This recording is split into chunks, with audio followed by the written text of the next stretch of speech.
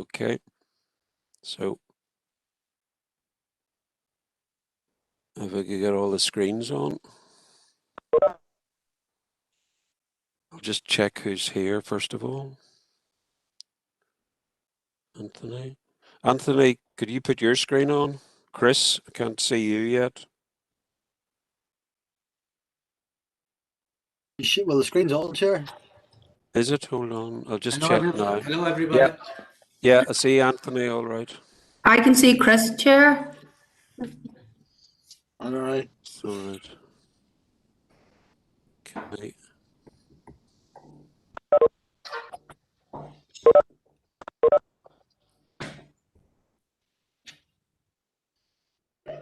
Yeah, I can see you. Thank you very much indeed.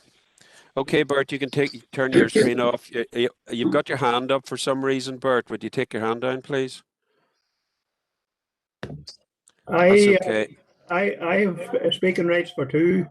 That's okay. Okay. That's all right. Don't worry. I will. I'll bring you in as normal. You should realise that. If you just put your hand down, put your screen off. Okay, members, we'll start. First of all, could I start with any apologies? Item number 1. No. Go on to item number 2. Any declarations of interest with regard to the items on the agenda for today? Don't see any showing. Thanks very much. So I will go on to item number 3, and that's to take application number 1, LA10 bar 2020 bar 1249. Is that Sean? Can you hear me? I can, Sean. Go ahead, yes. I didn't get the hand up in time there. I have to declare an interest in the daily application. I just don't know the number offhand now. I think that's under item 4, application number 2. Is that F Daily? Is that the applicant that you're referring to, Sean? Yep, that's okay. So noted. Obviously, you can't take part in the discussion or the vote in that regard, okay? That's okay. That's okay. So noted. Thanks very much indeed. I'll go on to application number 1. Darren, could you start? Yeah, you're sharing the screen. Okay. So good afternoon, members. So application number 1, paper A, is LA10 2020-1249. It's a full application by the council for an extension to an existing playground facility with new play equipment at the Gorton Glen Forest Park on the Glen Park Road in Omagh. And the recommendation then is to approve planning permission for the reasons listed within the report and subject to 2 conditions. Members will note in the report there's a comment about the representations and the period for the submission of comments. Just to confirm, members, that no representations have been received and there are no objections to the application.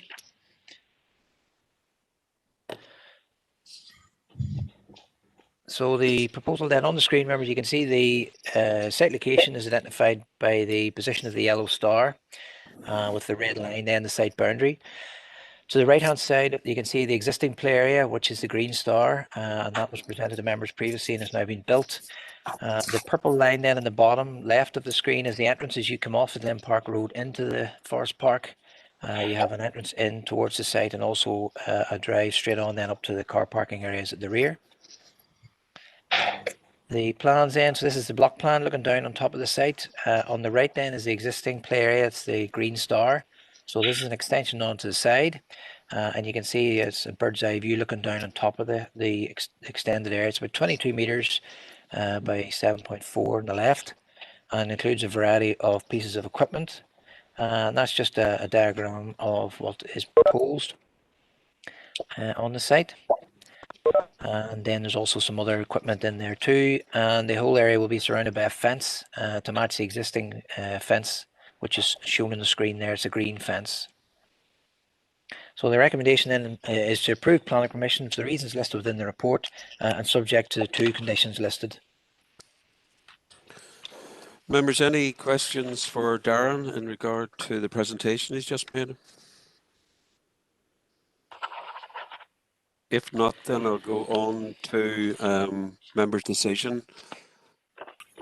Have I a proposal from anybody? Chairman.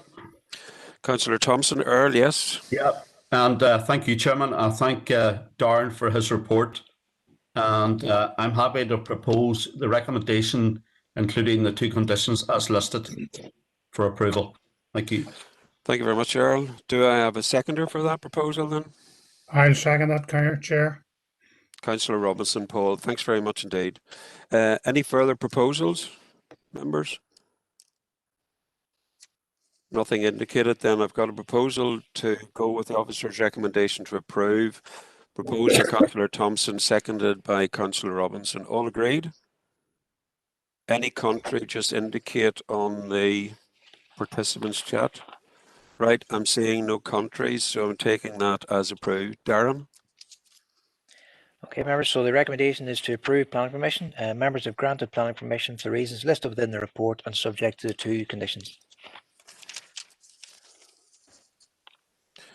Thanks very much indeed. We'll move on now to application number 2. That's LA10/2020/0966, and it's a single-storey extension to the side of an existing dwelling. Darren? So application 2 then is LA10/2020/0966. It's a full application for a single-storey extension to the side of an existing dwelling to provide a granny flat along with internal alterations to the existing building. The applicants then are David and Mary Heintman, and the location is 21 Willowmount Road in Omagh. The recommendation then is to approve planning permission for the reasons listed within the report and subject to 2 conditions. I'll just take members through some of the details then. On the screen, you can see on the right-hand slide then an aerial photograph of the property at the end of the estate road at the turning head, and the property is identified with a purple star. On the left then is the block plan, so you can see the existing property then is number 21. It's a rectangular shape, and the extension then will be added onto the side to create an L-shaped building. There's a small guide then to be removed as part of the proposal, and that's shown in the block plan. The elevations then, so you can see the front elevation at the top of the slide, and the gable front that's facing towards you is the existing property, and the extension then is the out to the left hand side, identified below the purple line.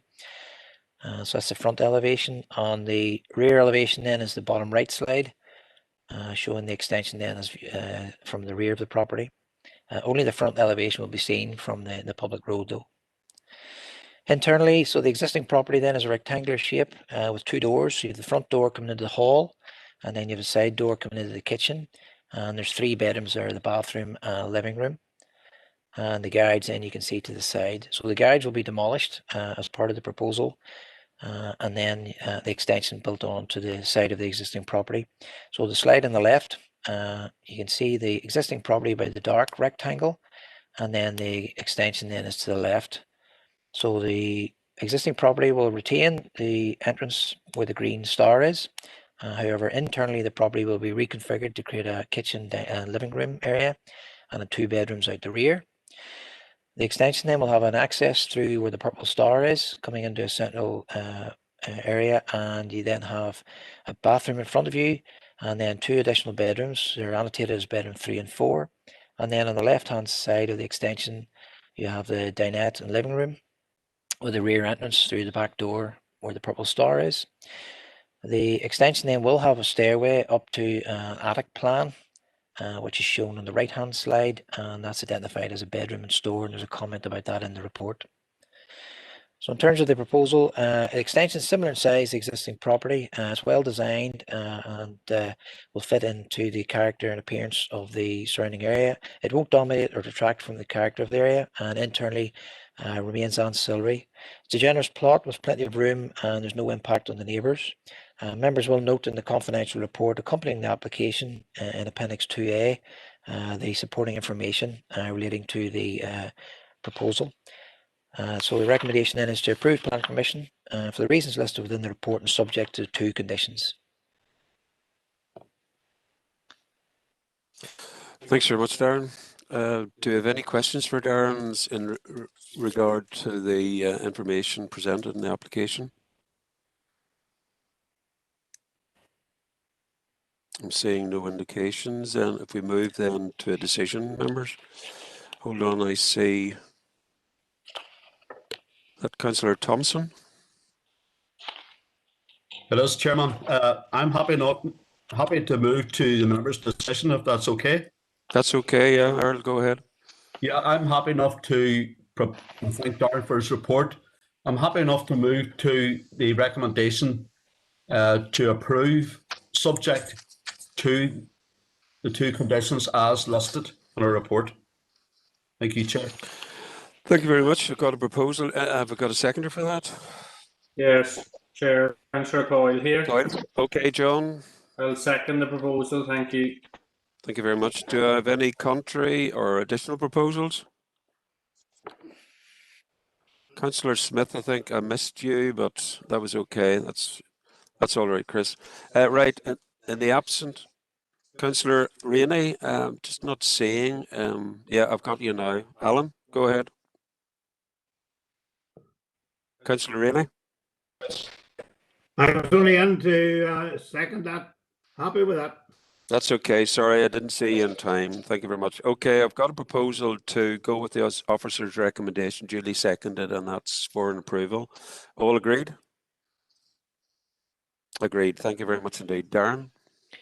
So members, the recommendation was to approve planning permission. Members have granted planning permission for the reasons listed within the report and subject to the 2 conditions.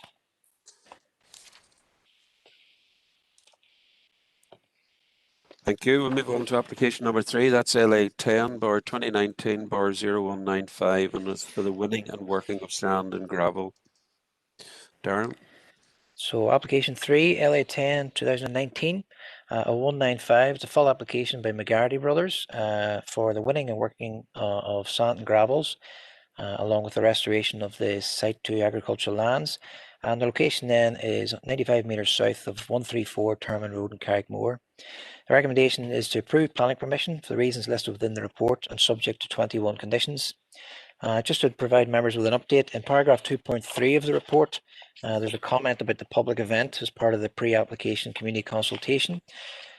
Just to confirm that the public event was held on the 25th of October 2018, not the 15th of October 2017, as detailed in the report.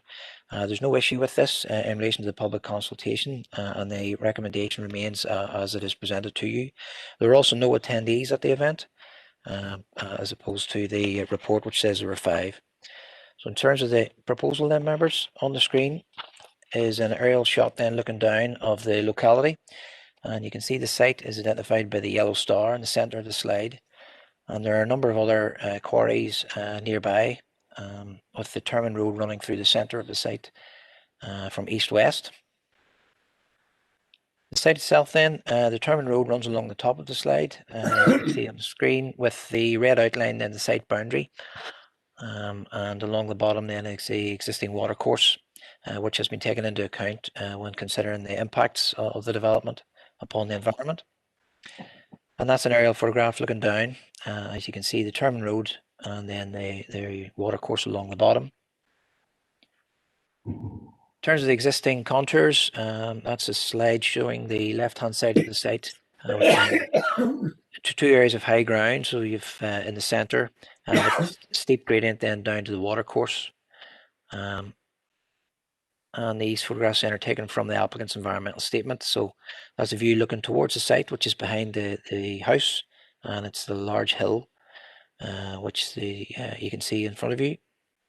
And then from the opposite approach, looking towards the site from the Terman Road, you can see the site directly in front of you, and some works have previously taken place as part of a previous planning approval. But overall, the site then will be reduced down in size with the sand and gravel extracted as per the report. In terms of the impact upon neighbours, sand and gravel obviously has a potential to harm the amenity of nearby properties, and that has been taken into account in the report. So on the slide, you can see the purple or the blue star is the location of the quarry, and then the other properties nearby are identified. So if we just look on the left, you can see number 1, number 2, number 3 then is the nearest sensitive receptor, which is the yellow rectangle. And then 4 and 5 above that, and number 6 then in the bottom left. So the property closest to the site is number 3. Works will start on the west of the site and work towards this property. So as time goes on, the impact then can potentially become greater. So the applicant has taken that into account, and as part of the proposal is including a 45-metre long bund along the approximate position there shown by the purple line running north to south. So at one end it'll be about 4 meters in height, and the other end then it will grade down to around half a meter, and that will be a bund made up of the topsoil which is stripped back from the existing site, That will also then minimise the impact upon the nearest neighbour, and also ensure there's no adverse visual impact as the bund will screen the site. The quarry then will be restored back to agricultural lands once the works are all completed, using the existing topsoil on the site.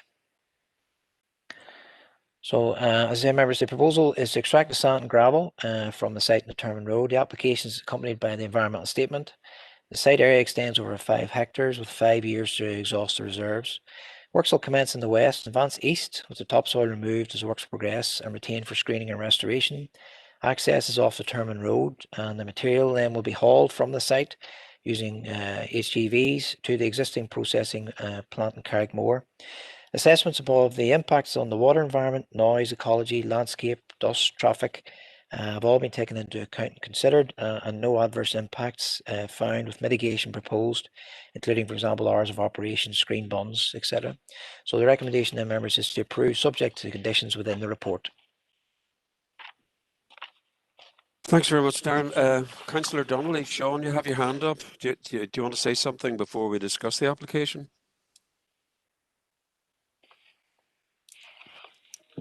No, that's okay. All Right, right. if you take your hand down, Sean.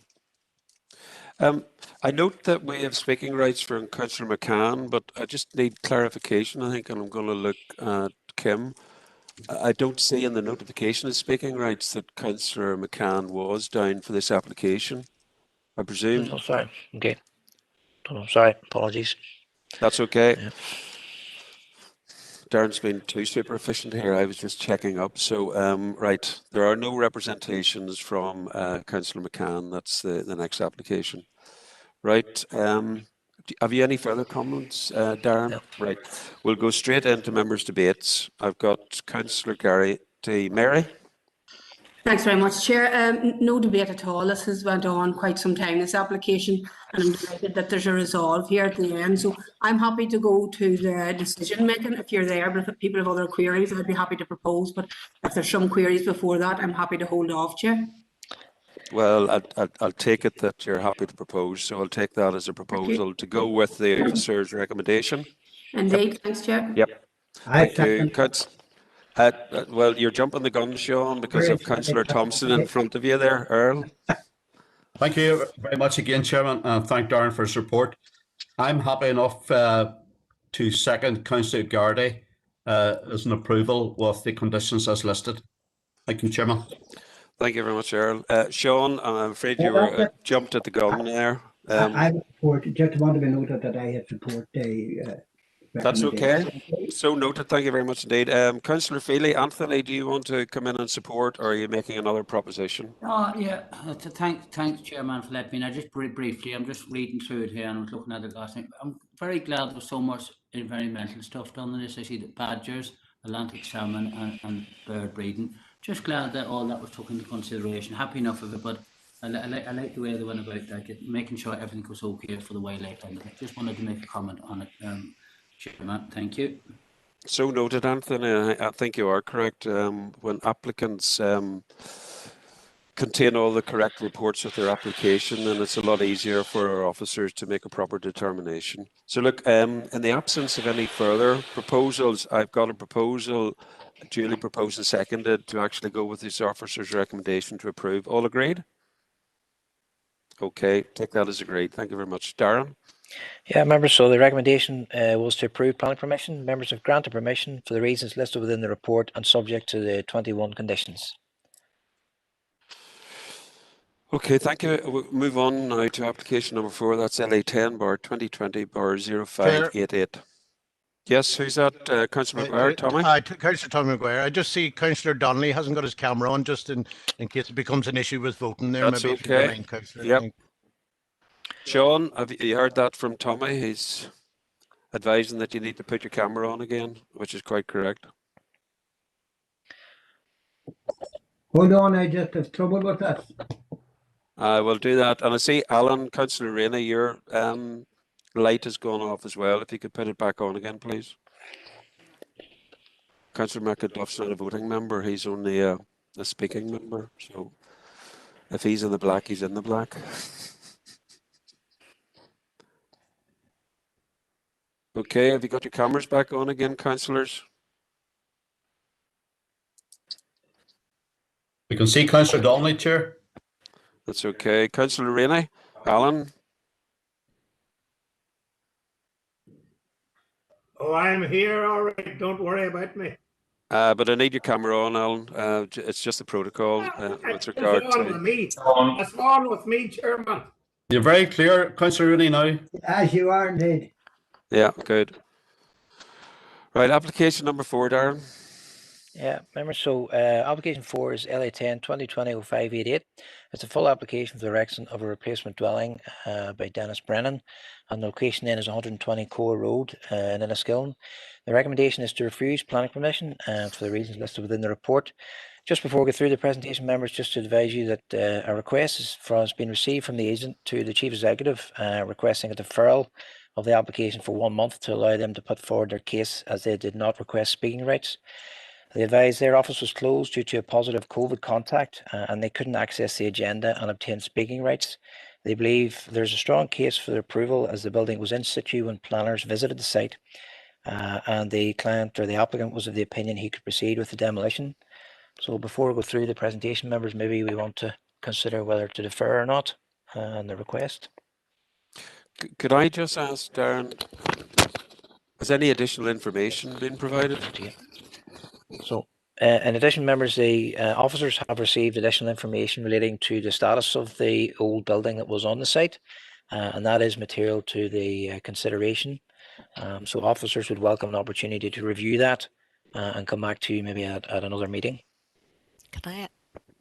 Yes, Deirdre, go on before we bring any councillors in. In terms of the request for a deferral, obviously we have new information which officers haven't fully considered. And if members were to defer it, it would be on that basis. I'd be recommending deferral, not because the agent didn't request speaking rights, because obviously everybody has the opportunity to do that in advance.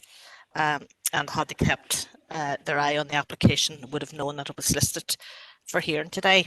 So if members were mindful to defer, it would be on the basis of the additional information that we would need to review in terms of the materiality of it to the application and the decision we are making. Thanks very much, Deirdre, for clarifying that situation. I've got 5 councillors here, and I'm just going to take them as they are showing on my screen. Councillor Garrity, Mary. Thanks very much, Chair Robert. Just in light of what we've heard from Darren there, and indeed the direction from Deirdre and her advice, I would so propose we defer this, that the additional information be reviewed by the officers, and that we don't determine this item today, and hopefully that maybe when it does come before us again, that the agent does his job and picks up on his emails. Thank you. Thank you very much indeed, Mary. Councillor Thompson, Earl, you're next in line. Thank you again, Chairman, and thank you to Darren and Deirdre for the clarification. I'm happy enough to second Councillor Garrity's proposal that this application be deferred. I think the applicant has asked for a month time be confirmed, I suppose. I'm happy enough for the deferral. Thank you, Chair. I think just to clarify that, Earl, I mean, the proposal is to defer to consider new information provided, not on the basis of a request from the agent. So that's the reason that it will be deferred, and we're not putting a time limit on it. We'll leave it with the officers to determine the information they've got, and they will go back to the agent. Look, I have 2 more councillors. Unless you've got something new to add to that, I've got a proposal to defer on the reasons listed. Right, that's okay. I'm putting that forward. Are members happy for a deferral for an adequate time so that the new information can be considered? All agreed? That's agreed. Thanks very much indeed. So Darren, look, that is deferred back to officers to deal with the new information that's been provided, and you can bring it back then, if need be, to the committee for determination. Thank you very much indeed. Okay, that's deferred. Move on now to item number 4, and we have 3 applications on the call-in list, and the first one is application LA10/2020/0879. And I'll just go back on that previous application. Councillor McCann, you had speaking rights on that, but obviously, Stephen, you will appreciate that with the deferral, there was no need for you to exercise your speaking rights. Hopefully then you can apply for them again when it comes back in front of the committee. Okay. That, Chair, thank you. Great, Stephen. Thanks very much. So that's application 1. Darren? So, members, paper B then, application 1 for R. O'Brien's LA10 2020-879. And the location then is lands approximately 120 metres north of 67 Camlock Road, Loch Macrory, Oma. The recommendation then is to refuse planning permission, members. Just to advise members, before I go through the slide, amended plans have been received on the 16th of February, which propose additional information in relation to this application. Again, officers would seek members' agreement to defer the application and delegate it back to officers for their consideration within the scheme of delegation. And the neighbour as well would also need re-notified of this additional information. So prior to going through the slide, I'd maybe ask if we can get this deferred back to officers to consider it under the scheme of delegation. Thank you very much for that update, Darren. I've got 3 councillors here ready with their hands up. Councillor Dehan, Josephine. Yes, thank you, Chair. Thank you, Darren, for your report.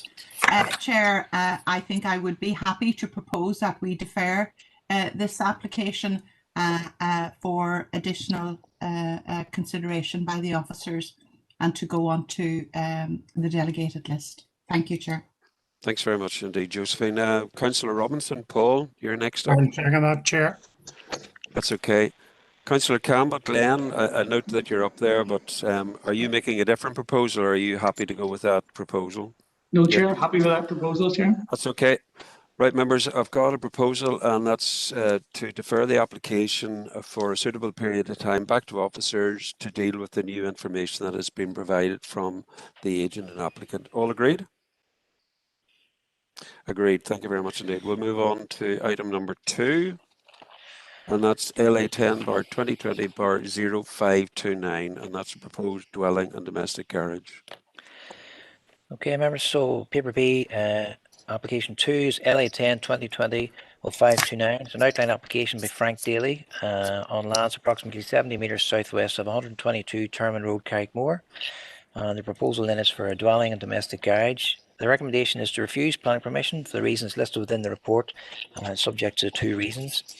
Just to provide members with an update prior to going through the presentation, an email was received from the agent on the 16th of February with an attachment.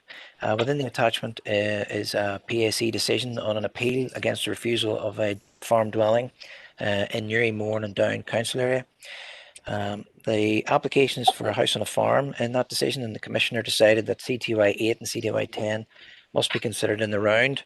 Officers have reviewed this decision and it doesn't affect the current consideration or application, and in fact is materially different.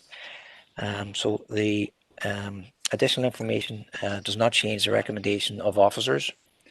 In terms of the proposal itself, members, on the screen then is a slide showing the proposed site. So you can see the site identified by the yellow star with the red outline then around the site boundary. To the Terman Road then is across the front of the site, as can be seen, and you have a number 122 and then a gap site. There is approval 122 and 124. So if you just look at the aerial photograph then, you can see the application site then with the purple star, and the site boundaries then identified in purple with the other buildings then along the Terman Road frontage, as can be seen on this slide. So the critical issue then, members, is that the application is contrary to policy and it raises the issue of ribbon development. So on the screen then you can see the properties that access onto Terman Road at the moment. So you've 1, 2, the approval 3 and 4, and then the proposed site would be number 5. In terms of what a ribbon is, the policy is helpful as guidance on that. You can see in paragraph 5.33 it states a ribbon does not necessarily have to be served by individual accesses, nor have a continuous or uniform building line. Buildings sited back, staggered, or at angles and with gaps between them can still represent ribbon development if they have a common frontage or they are visually linked. So in this case here, the view of officers is that the site is visually linked with those other buildings, because when you're driving along the Terman Road, you see the existing buildings that are there, and then you will see this other property, even though it is set back from the road. So therefore, it would add to the existing ribbon that is there and change the real character of the area as a result. So in terms of some slides then, members, this is the view. If you look at the top left, you can see a map of the site. So if you're traveling along the Termin Road in the direction of the purple arrow, you're looking towards the farm buildings that are shown on the photograph and the house at the front. So that's at one end of the existing ribbon. And you can see the road then bends around the corner, and the other properties then are further along that road, with the site then at the farthest end where the purple star is. So as you travel along the road, you can see the existing buildings then. The applicant's house is on the right of the slide. There's the gap, and then the existing dwelling and another dwelling, and the farm buildings then at the furthest left. So from the back, the bottom of the slide then, if you look at the map on the top left, you can see the Termin Road. And if you're standing and looking in the direction of the purple arrow, the site then is on the right-hand side, identified by the location of the purple star. And you can see then the existing buildings running along the road frontage on the left-hand side of the slide. So that's the view then, standing looking in off the public road towards the site. And you can see then the boundaries to the two sides and the raised embankment at the rear. The applicant's property then is on the left-hand side. So in terms of the material considerations, alternative sites are material. The view of officers is that there is a suitable alternative site, and that's identified by the yellow star. Location of a new dwelling in there would meet all planning policies and would be an appropriate alternative. It's within the control of the applicant. Access can still go out through the area of the purple line out onto the public road, because it would be tight in against the boundary. So that's the proposed site, members, and the alternative site then is around to the left. So you can see around to the left of that site, there's room in there for a new dwelling on the flat piece of land. It would be grouped with the other buildings and wouldn't extend the ribbon along the edge of the road, because it would be behind the buildings. And that's just a photograph then, looking down from the applicant's house down towards the alternative site. So the summary of the reasons for refusal that are contained within the report are that the proposal is contrary to policy, the building would add to the ribbon of development, and reason 2, the proposal would cause a detrimental change to the rural character of the area and result in suburban styles build-up of the development. It also doesn't respect the traditional pattern of settlement of the area, which is of road frontage dwellings, and therefore will appear out of character with the wider area.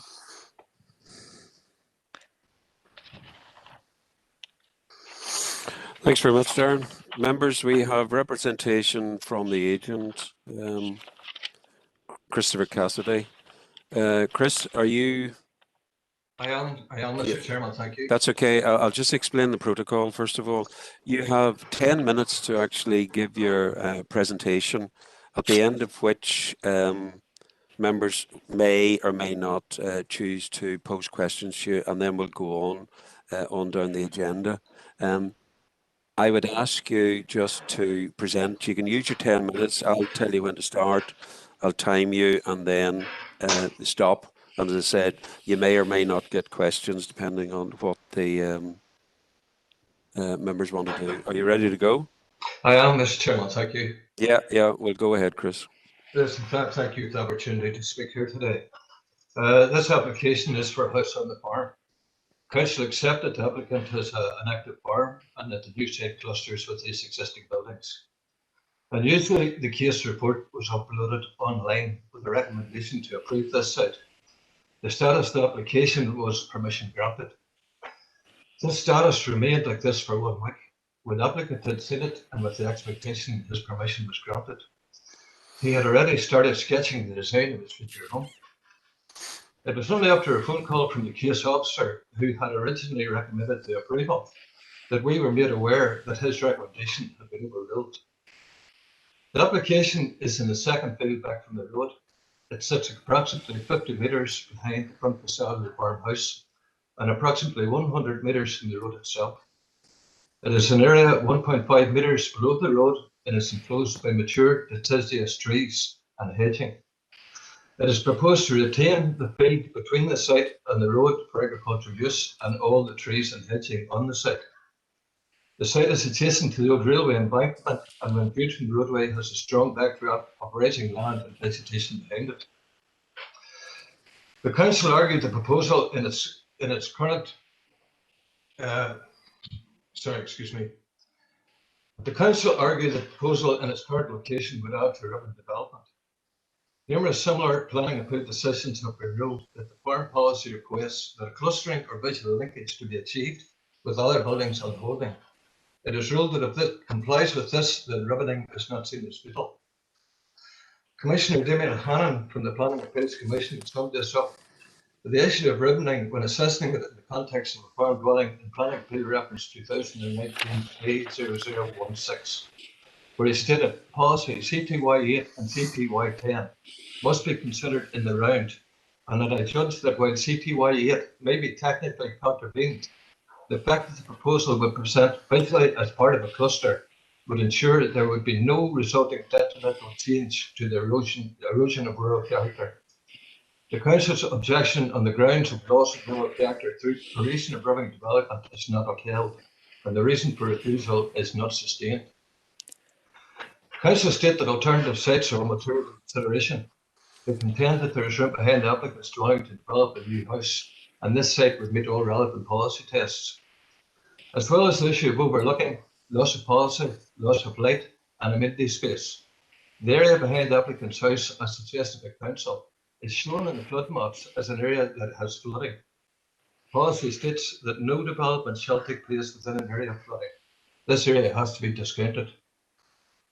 All consultee replies have been returned favorably, and the Council Planning Officer who visited the site had recommended approval, with his report available online. The Planning Appeal Commission also supports this type of application, and I believe the applicant had a reasonable expectation that the site would be approved. Members, if they are minded to overturn a decision, are asked usually for a reason why. In this application, I believe these reasons are quite simple. The Council Planning Officer who visited the site has a written professional report where he considered riveting. He concluded that the site met all policy and recommended approval.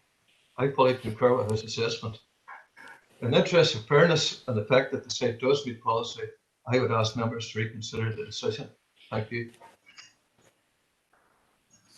Thank you very much, Chris. You finished well within the time. Members, do you have any questions for Chris?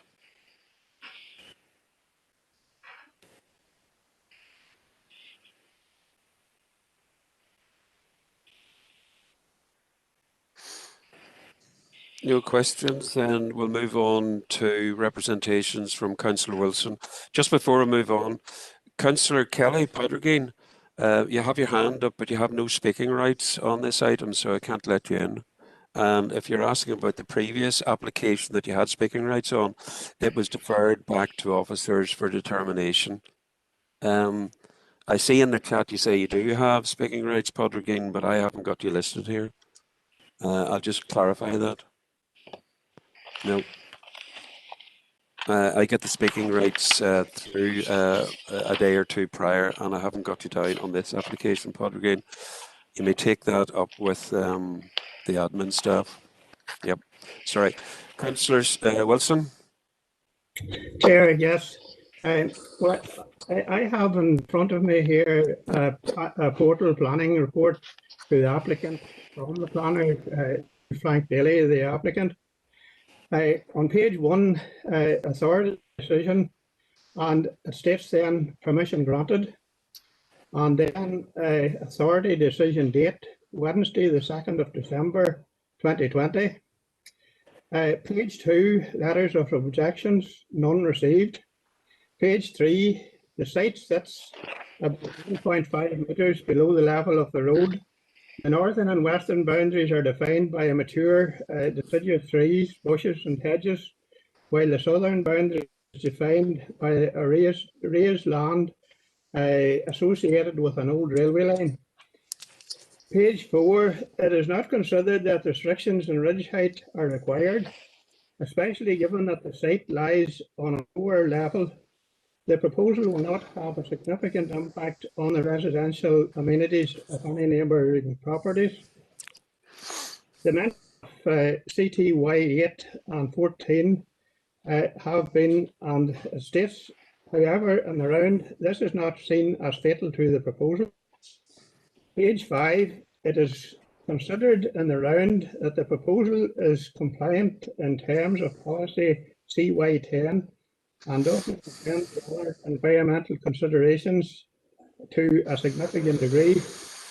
Merit refusal. Approval is recommended subject to conditions. Part of these conditions are at the first available planting season following the occupation of the dwelling hereby approved. A landscaping scheme agreed by council at reserved matter stage shall be implemented as agreed. Any trees dying off inside 5 years will be replaced. Page 7, this planning permission is granted for a dwelling on the farm as provided for in policy CTY 10 of the Planning Policy Statement 21. Sustained development in the countryside under the farm business reference provided. I cannot see how the committee could do anything other than to agree with this decision from a planning officer. And I would say there is probably a signature on the document which has been blanked out. I would contend that with the bend in the road and the farmhouse that is in the linkage of the dwellings already existing are broken up and set back. The house is set back well from the roadway, and the mature trees around it will break up that. To move to the other side of the hedge would mean lack of privacy for both the existing residents and the application, and I would recommend an approval. This to me, these aren't my words, these are the words of a planning officer, and I would agree with them, and I do not see how anybody could really overturn them. So thank you. Thank you very much, Bert. And I know. Sorry, Padraig, I can't let you in. I've checked my documentation. Well, you can't do that. You may go separately through to Alison yourself, but you're not coming through the committee. Sorry. I have not got you down, and I can't let you in. Councillor Campbell. Sorry, look, Padraig, if you go on, I'm going to have to cut you off. You may go separately to Alison. Okay, please take your hand down and no more correspondence or talking into the committee. Councillor Campbell, Glenn.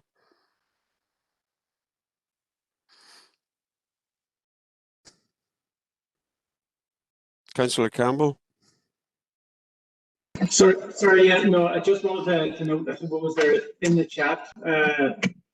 No, look, for clarification, I as chair get a list and I confirm it of all who have speaking rights. Councillor Kelly is not down on this item as having speaking rights, and that's what I am going by, and that's my ruling. Okay. Yeah, so, no, I'm not arguing with you, Chair. I just wanted to make that. No. I had seen it. Thanks very much indeed, Glenn, and I was trying to plan that through. So thanks very much indeed. Darren, if you'd like to make your comments then before we go on for discussion. Thank you.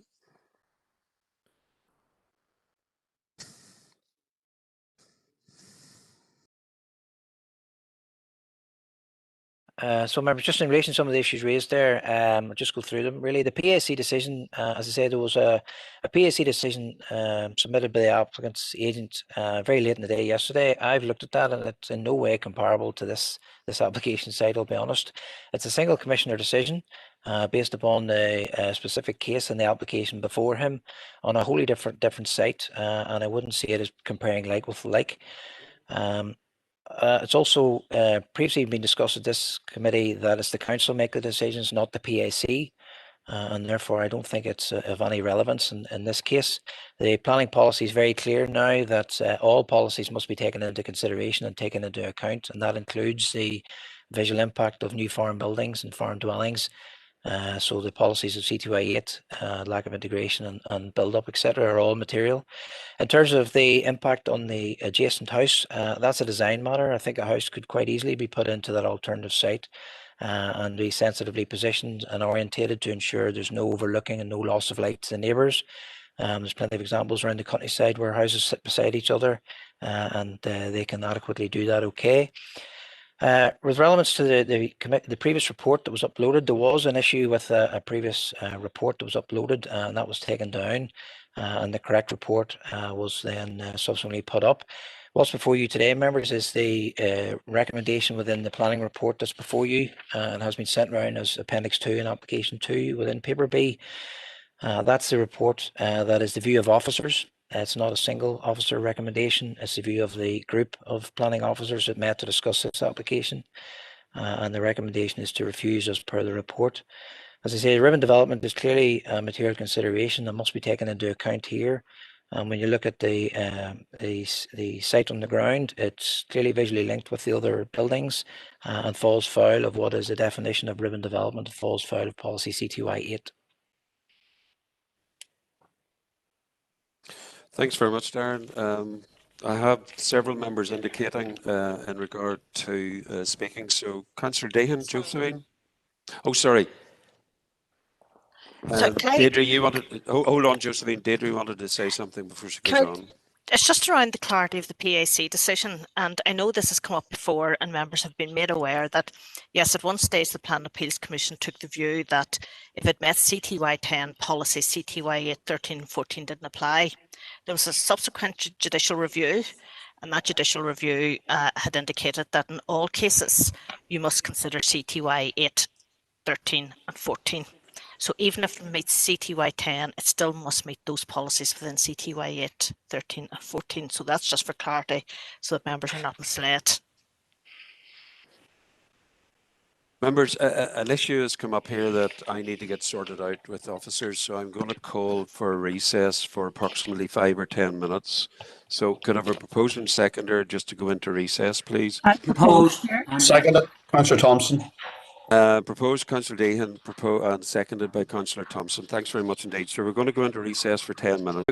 Thanks very much indeed for that. It was just getting clarified with regard to the situation that was developing with regard to speaking rights around Councillor Kelly. I've had clarification, and I've got the issue sorted out between myself, Kim, and Alison, the Chief Executive. And there was an appropriate application by Councillor Kelly for both applications put in. There seems to have been a slip up along the line in trolling that through to the list of speaking rights that I get. So, Councillor Kelly, are you there? Podrigan? Yeah, Robert, I'm here. Yeah, Podrigan, I apologise for any distress that this is called, but I hope you will appreciate the protocols that I'm working under in regard to speaking rights. And I'm not saying I disbelieve you in regard to the information that you got, but I need to actually get it fully clarified and everything like that, which I have done now. And I do apologise for any issues that have arisen from that. But I won't apologise for working through the protocols that I have to work through. Look, we haven't moved on to a decision or even further debate. I'm happy enough under my discretion as chair to give you the opportunity to present your presentation under the full 5 minutes if you choose to do so. So you can do that. Are you happy enough to proceed? Yep, and thank you, Robert. I will not apologise for following the protocols either. I would like to speak in favour of the applicant. Having visited the site and as local councillor for the area, I do not believe that the proposed site is contrary to policy CY 10 and CTY 8 and indeed CTY 14 criteria D, as I believe it will not add to ribbon of development. To say that it would cause a detrimental change to the rural character of an area, but also suggest it will add to ribbon of development, in my view, is quite contradictory. A ribbon of development suggests that there are houses in a straight line built.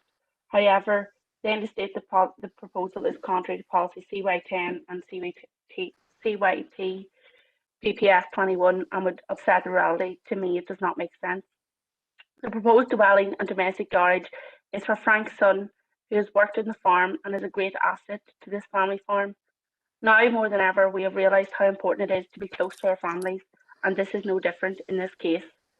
On the planning portal, this proposed dwelling and domestic garage had permission granted, the site authority decision, and the date was Wednesday, the 2nd of December 2020.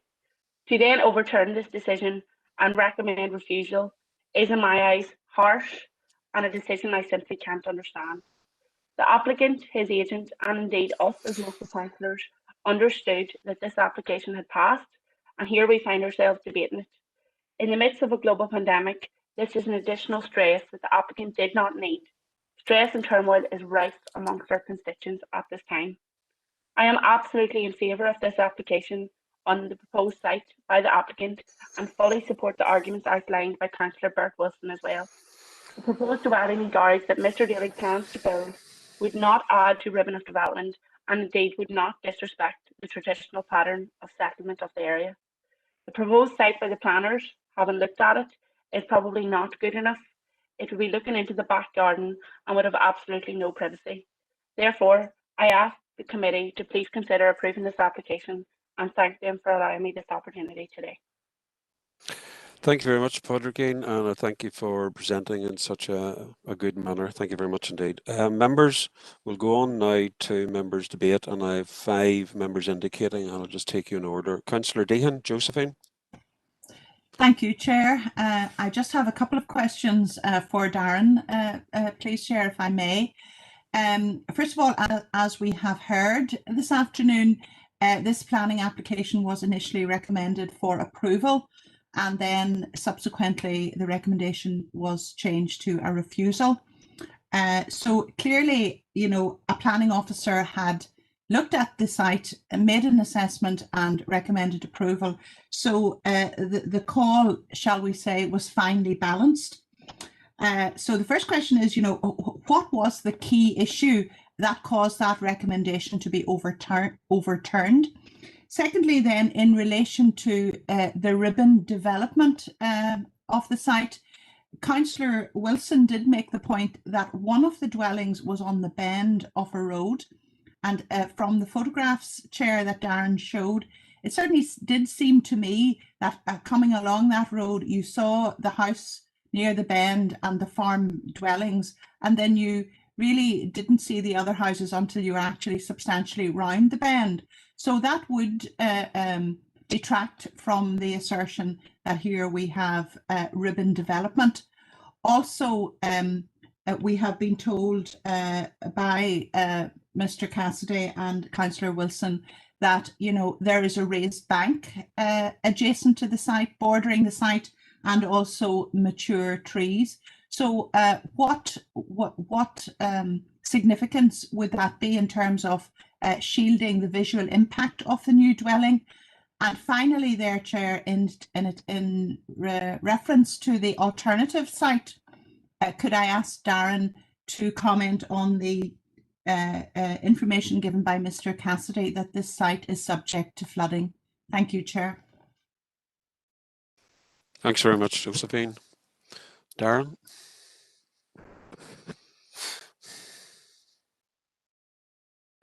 Okay, so just to run through the 4 questions there. In terms of the previous report, just to be clear here, members, what the process, the planning process is that a planning officer visits the site.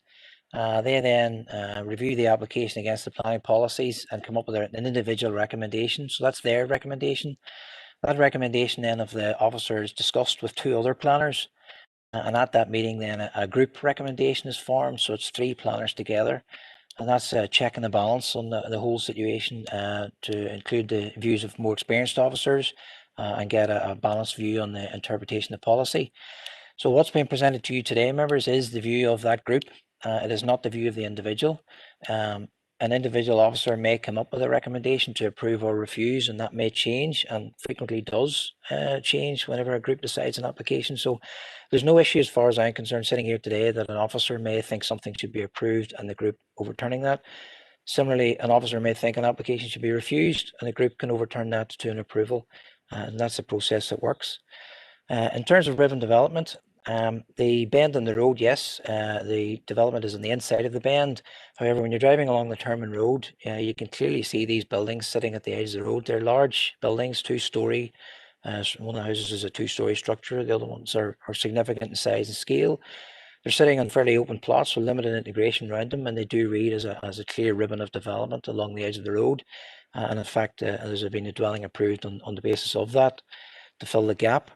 The raised bank along the rear, the trees around the site are all relevant and material, and they will provide a sense of enclosure to the site. The proposed site that's before you does integrate. The alternative site also integrates. However, the trees and hedges around the site at the moment that's been applied for don't screen it to such a degree that you would not see the house. You will see this new dwelling, and it will read as part of a ribbon development and adding on to the existing ribbon that's there. changing the rural character of the area. In terms of the flooding, that's a reference, I'm assuming, to surface water flooding, because I have no record of any flooding from any rivers or watercourses. Surface water flooding it's not an issue in relation to development within areas of pondage and surface water flooding, so there's no issue there that can be is relevant to the alternative site. Thank you very much. Councillor O'Reilly. Thomas. Thanks, Chair. A couple of points I want to make to Darren, but I want to make a general point first, Chair. I think that we need to review and make sure that we don't have this situation occurring again, where speaking rights are not followed through from the admin side, or wherever the slip up came there today. It makes things very, very difficult.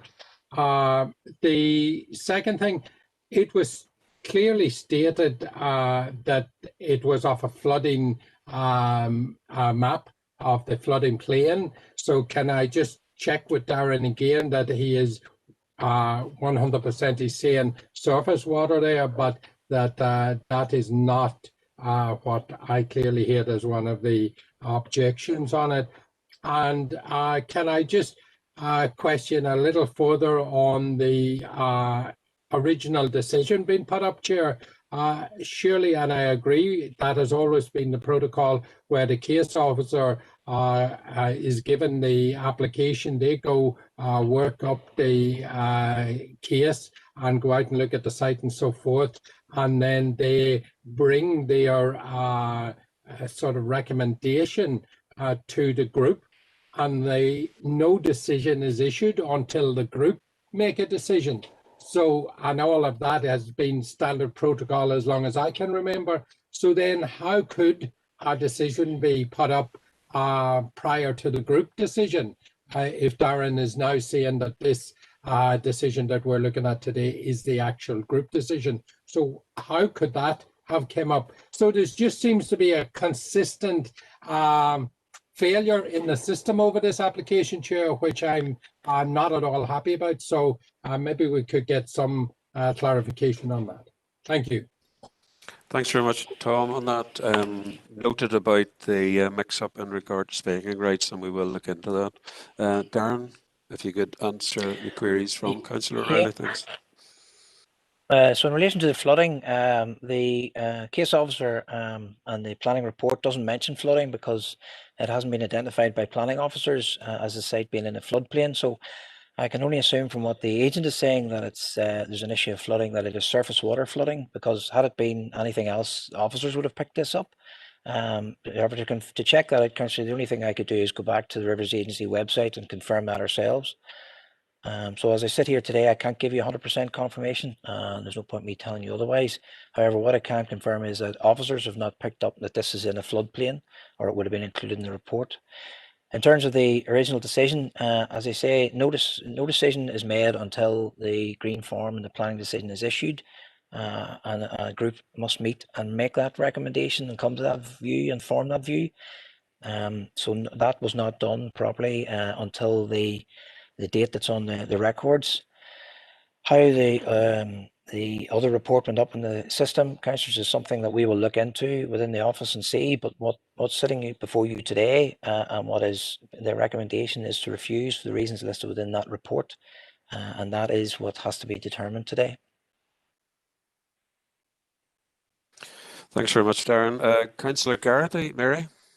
Thanks very much, Chair, and thanks everybody. I suppose the silver lining in this, and I always like to take it out of every cloud, is that I feel more reassured now when the officers don't agree with each other, because sometimes we don't agree with them. So it shows we're all human. I think that question has been answered that indeed Josephine and Thomas have asked, and I do appreciate if that would be looked into, Darren, that is avoided again, because I do genuinely believe that would have caused this particular family quite a lot of stress when they believe they got planning permission and then it's recommended for refusal. I think that from a human level, everybody would agree that. But my question is well, first thing is, my speaking rights if there was a conspiracy theory, I think this family would feel very hard done by. But I also had speaking rights here for a Mr. Ryan Daly on my email. Now, if I had an updated one, I apologise, Chair, but I had Christopher Cassidy, Ryan Daly and Councillor Bert Wilson, just for clarity there. I didn't have Paddy, but maybe that can be answered. But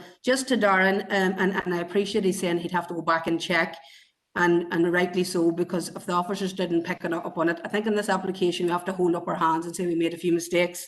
But it is very, I think we all eyes opened when you mentioned the floodplain. But the one thing I'd ask Darren for as well is that about the speaking right would be the reason for refusal one, if I picked it up right, Darren, would be it didn't respect the road frontage dwelling. Now, in my opinion, the road frontage dwelling, if it was any near the road, would be definitely detrimental to the application. It has indeed to be set back and set back, you know, from the. So, are we suggesting by that if it was at the road that it would be acceptable? Because I think that would be definitely very much urban development. It just referenced that it wasn't respecting the road frontage dwellings. So, just maybe if I picked that up wrong, with a few points, Chair. Thank you. Thanks, Mary. Darren? Yes, so Councillor, just in relation to the speaking rights, there was a request from the agent for Ryan Daly to speak, but unfortunately he didn't meet the requirements within the planning committee protocol to obtain speaking rights, in that he's not the applicant, because the applicant is Frank Daly, and he hadn't made a submission to the application and wasn't the applicant or agent, so he wasn't entitled to speaking rights under the protocol. In terms of the reason for refusal and the ribboning, the character along that frontage is clearly of road frontage development, and therefore this site set back at the end of the ribbon is out of keeping with that overall character. Now, a site at the front would have met the character, but then it would have fallen foul of other planning policies. The alternative that's being suggested overcomes all of those issues and allows the applicant to obtain permission on a suitable site that would be clearly in keeping with all planning policies. Thanks, Darren. Thanks, Chair. Thank you very much. Councillor Feely, Anthony? Thank you, Chair. And I just want to make a quick comment about the problem about the speaking rights as well. Thomas did cover it there, and this is no disrespect to you as Chair, Robert, very thorough Chair, and Chair the meeting very well, but I thought it was a wee bit harsh. Well, but it was clarified after that, and I think we should look at it and make sure it doesn't happen again. For it is very stressful, because I done it once or twice in the previous mandate before I was on the planning committee, to come in and represent somebody without having that kind of hassle on you as well. Then, so I hope it doesn't happen again. And I'm not saying that just because the person doing the speaking was a member of my own party. I'll be saying it if it was a member of any party. So I just want to get that out there as well. Now, I'm coming in on the ribbon development too, and about the alternative side. The alternative side is kind of behind the other house, you know, and Councillor Wilson did touch on it there when he was talking. Like it wouldn't be much privacy for other people in either of the houses. And would that be common for us to be given a plan and permission for a house directly behind that house, just like that? Like, I think it's a bit strange on suggesting the alternatives. Would that be normal practice, or do we often give planning for houses like that directly behind another house looking into it? It's just, I think the alternative side is kind of a strange one there, and that's all I was just wondering. Darren, thanks very much, Anthony, and I take your point, Anthony, in regard to the mix-up with regard to speaking rights and the distress it may call. Hopefully, Podrickine can get over that, and I know she will. She is a consummate professional, but the issue will be looked into, as other members have said. Darren, could you bring up the photographs, just the issue in regard to the alternative? I think members could do with looking at the photographs again, as you answer Councillor Feely there, Anthony. Thank you. Yeah, members, so just show on the screen then is the application sites in the purple rectangle. The alternative site then is just the other side of that, so you can see you're in the area of the yellow star, and that will meet all planning policies in that it'll be in behind the existing buildings, so it won't change the character of the area, it won't create any or add to any ribbon of development. In terms of the nearby dwellings, there is the house beside it, which is the applicant's Frank Daly's house. It does back on this site. It is slightly higher land than the application or the alternative site. However, this site is a large plot. There's plenty of room in there for a new dwelling to be constructed and designed and orientated in such a way that it won't overlook the existing properties and can be done in a sympathetic manner so that it is sensitively stated not to harm anybody's amenity. It is family. It is the applicant's father lives in the house, and the application is for the son. So, you know, there's no issue there as far as I can see. There are lots of examples around the countryside where family members have gained permission beside existing family members, there's no issue in relation to that or any harm from overlooking that may be caused. These are design matters and can be overcome at the design stage. In terms of the views, that's the site looking in. You can see the application site, so it's at lower land anyway, so there will be overlooking from the existing house on this site anyway. The alternative then is to the left, to the rear of the property. And as I say, with appropriate designing, siting and landscaping, those issues can easily be overcome. Deirdre, thank you, Darren. Deirdre, you want to comment?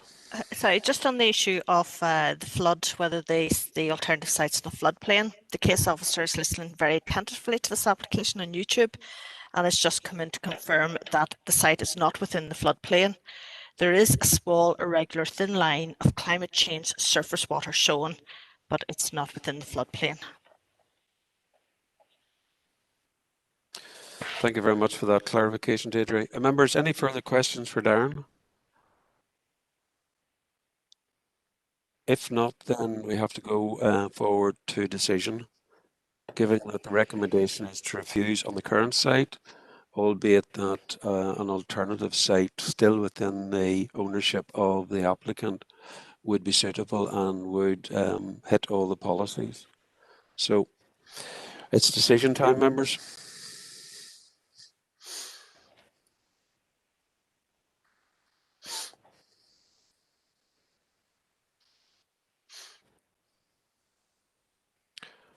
Do you need to direct any more questions to Darren for further clarity before you come to a decision? Councillor Smith. Chris?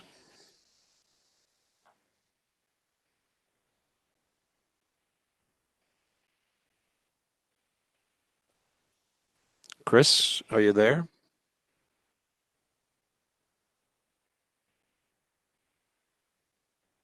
Councillor Smith?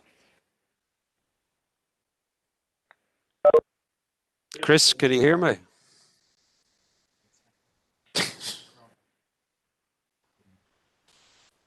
Well, he's taking his hand down again. Right. Councillor Smith has withdrawn his request for his hand up. Any further members prepared to put their hands up in regard to going forward to a decision?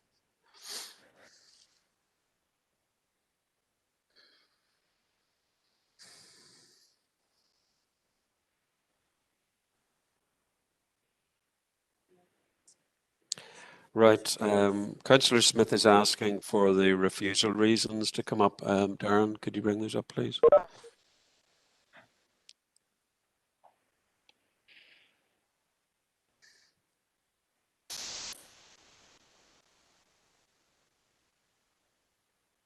I think the reason that Councillor Smith is bringing that up is that if members are going to go against the officer's recommendation for refusal and go for approval, that you'll have to provide adequate planning reasons that overcome each of the two refusal reasons.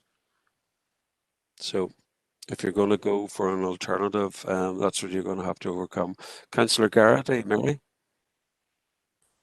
Yeah, well, Chair, I don't know how constructive I'll be for you, but I'll have to say from the outset, I wouldn't support the refusal on all the information I've got on the drawings and one thing another, and I respect the planning officers and the debate we've had on it. But from my point of view, I don't think the proposal is contrary to the policy that is adding to urban development where the located site is, and I don't think there'll be a detrimental change in the rural character, in my opinion. So I don't support the reasons for refusals from the collective officer's decision, and therefore I would be recommending that it was for approval, Chair, but that's my own personal view. I wait to hear what others have to say. Thank you, Chair.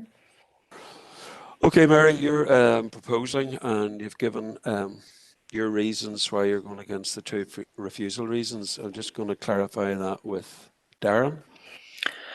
Is there enough information to go against your reasons for refusal?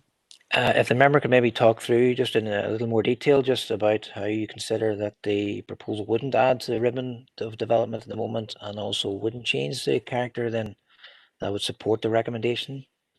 Okay, and well, Darren, as if not for a minute, we'll take from your expertise, sorry, compared to mine. But when I look at it with my eye, and we did talk about the location of the house being more frontage, which would be accepted to the road, but would have other problems.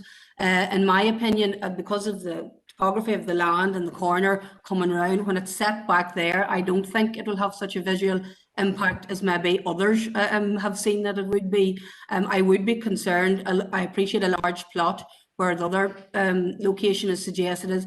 I do think they'd be overlooking, and I appreciate that the applicants, the neighbours are related, but who needs enemies when you've got family? That's the reality of life. And I think for going forward, that would be a more suitable location where it is, albeit close to family and any necessary things that come with that. And it's lovely to have. But where the yellow star is, I think there is an overlook issue. We're not sure. There has been reference made to flooding. With the way we're going now in this world, that certainly wouldn't let me put in something where I think there could be any risk, whether it's now or in the future. And I think the location that is outlined in the original planning would be the best one, in my opinion. So, sorry, Darren, if that's not, sharp enough, but it is my opinion on it. But I say others may differ, and I respect their views if they do. Thank you. No, member, that's satisfactory. That's grand. Thank you. Thanks very much. Councillor Campbell. Glenn?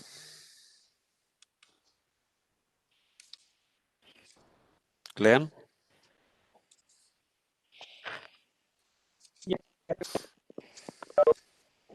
Yeah, go ahead, Glenn. Okay, Yeah, I can hear you, yeah.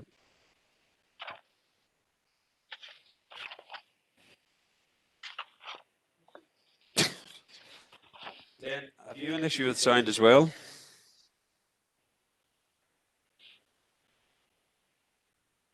I'm losing you. I'll come back to you, Councillor Campbell. Councillor Rainey, Alan? All right, Glenn, you're back. Yeah, you hear me okay now? Yes, you're coming in and out. Go ahead, just keep going. Do you hear me okay? No, I mean, I do accept yes, that I would like to second Councillor Garrity's proposal. I do accept that the floodplain issue has been clarified by Darren, but I agree that we probably don't want any risk of flooding. But I do feel this is the best option for the applicant, and I think that it doesn't really add in a detrimental way. It doesn't affect the character, in my opinion, Chair. So I would second Councillor Garrity in this instance.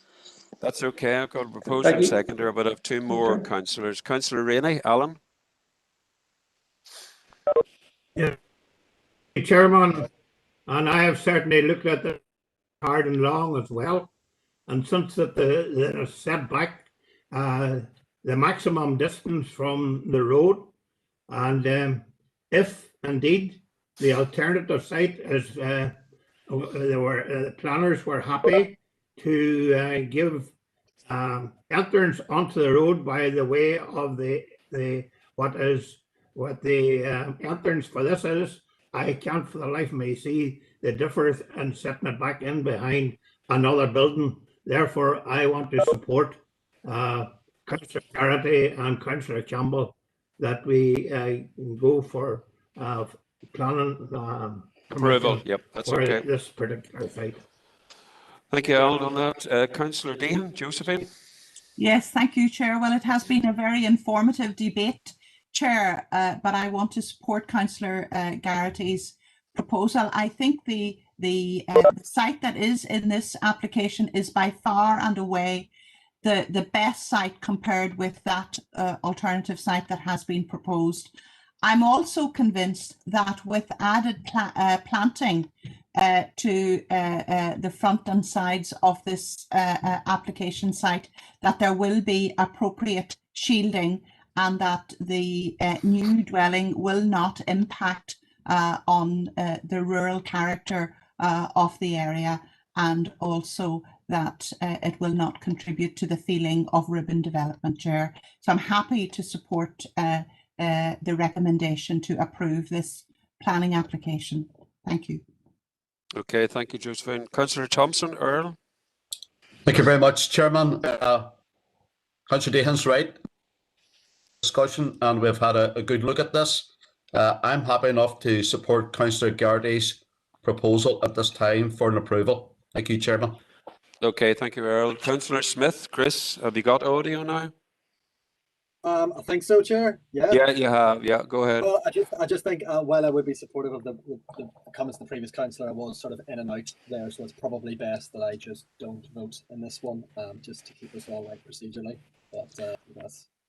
Okay. Before I go to a vote, I've got to make sure Councillor Sean Donnelly has declared an interest, so he can't take part in the discussion. And Councillor Smith, Chris, you've said you're in and out. You didn't hear the full application, so you're not taking part in the decision. Thanks very much indeed. Before I go to a vote, Councillor Dehan has suggested, Councillor Garrity, that additional planting may be a requirement as a condition in regard to provide additional screening. Are you happy to include that in your proposal? Certainly, Chair, and thanks to Councillor Dehan for that. Yeah, if that helps, certainly, and I'm sure that will have no issue with that. Thank you. Not at all. Councillor Campbell, as a seconder of that proposal, are you happy to agree with that inclusion? Happy with that, Chairman. Okay. In the absence of any further proposals, I have a proposal by Councillor Garrity, seconded by Councillor Campbell, that we go against the officer's decision and we go for an approval. And reasons have been given why to overturn the 2 reasons for refusal. Are we all agreed? Any detractions? I take that as unanimous. Thank you very much indeed. Darren? Yep, so members, the recommendation was to refuse planning permission for the reasons listed within the report and subject to 2 reasons. Members have granted planning permission contrary to the recommendation of officers. If I could suggest appropriate planning conditions, members, those would be the standard conditions in relation to the time and the submission of reserved matters, standard conditions about roads to provide safe access, condition then to retain the existing landscaping around the boundaries and to do additional planting as per the comments of the proposer, additional planting around the site as necessary. Okay, members happy? So proposed, Chair. Proposed by Councillor Garrity, and I'll take it seconded by Councillor Campbell. Everybody happy? Thank you. And we just note that Councillor Donnelly and Councillor Smith did not take part in the discussion. We'll move on to application number 3. Thank you very much. Thank you. LA 10 bar 2020 bar 0472. And it's for an infill dwelling. Darren? Yeah. So application number 3 then is LA 10 2020 0472. So an outline application by Mr. Declan Morris, 100 metres north of 17 Glenderg Road in Omagh. And the proposal then is for an infill dwelling with a detached domestic garage. The recommendation then is to refuse planning permission for the reasons listed within the report and subject to 3 reasons, and those are included. So just take you through, members. On the screen then is the application site. You can see the site is identified by the red line around the boundary, a triangular shaped plot with the frontage then onto the public road. Just overlaying that then onto an aerial photograph. The site then is identified, as you can see in the center of the shot, with a purple arrow, and you can see the other buildings then either side of the application site. So either end really of the site and the existing buildings is identified by the 2 yellow lines. So within that you have the existing buildings, and that's what the applicant is seeking to apply for, an infill dwelling to fill the gap within those buildings. There is a private laneway then running. You can see it diagonally off the public road up to the rear. So the site itself then is adjacent to number 21, which sits to the south of the site, a large 2-storey house with a double garage at the front. And the site is then identified by the darker green area with the hedge along the rear and the fence along the front. And that's just a view looking in towards it. So you can see it's a metre-high fence around the boundaries on the road. And then on the right-hand side, the darker painted fence then is the boundary with the neighbour. And again, it's about a metre high. And you have the hedge along the rear. And that's the view standing looking in towards the site. So just to overlay the aerial photograph, you can see the the boundary then with the neighbour is identified by the difference between the two green areas. So you can see I've put a yellow line across the site, members, and you'll see below that yellow line, you'll see there is a difference in the colours of the green. That's marked by an established fence between the two properties.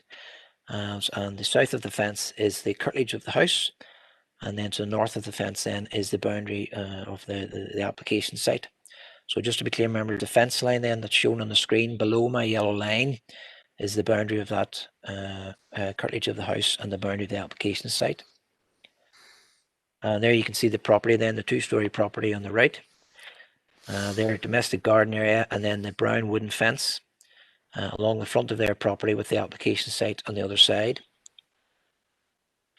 And that's standing looking in towards the existing property site on the left, and then the road continues on up to the left. So that's just to give you a good impression of the application site, members. In terms then of the critical views, so if we are standing at the yellow star, looking north towards number 25, in the direction of the purple arrow, that's the view then that can be seen. So you can see the existing dwelling and garage at the rear, and the fence along the roadside with the plot then beside the property. So that's the view then looking towards the number 25. If you turn around, more or less turn around 180 degrees and look back on yourself, you can see the private laneway then running off to the left. The boundary hedge then in front of you, and the application site then is the triangle plot to the right of that large boundary hedge, with the objector's dwelling then at the rear. There's two-storey dwelling.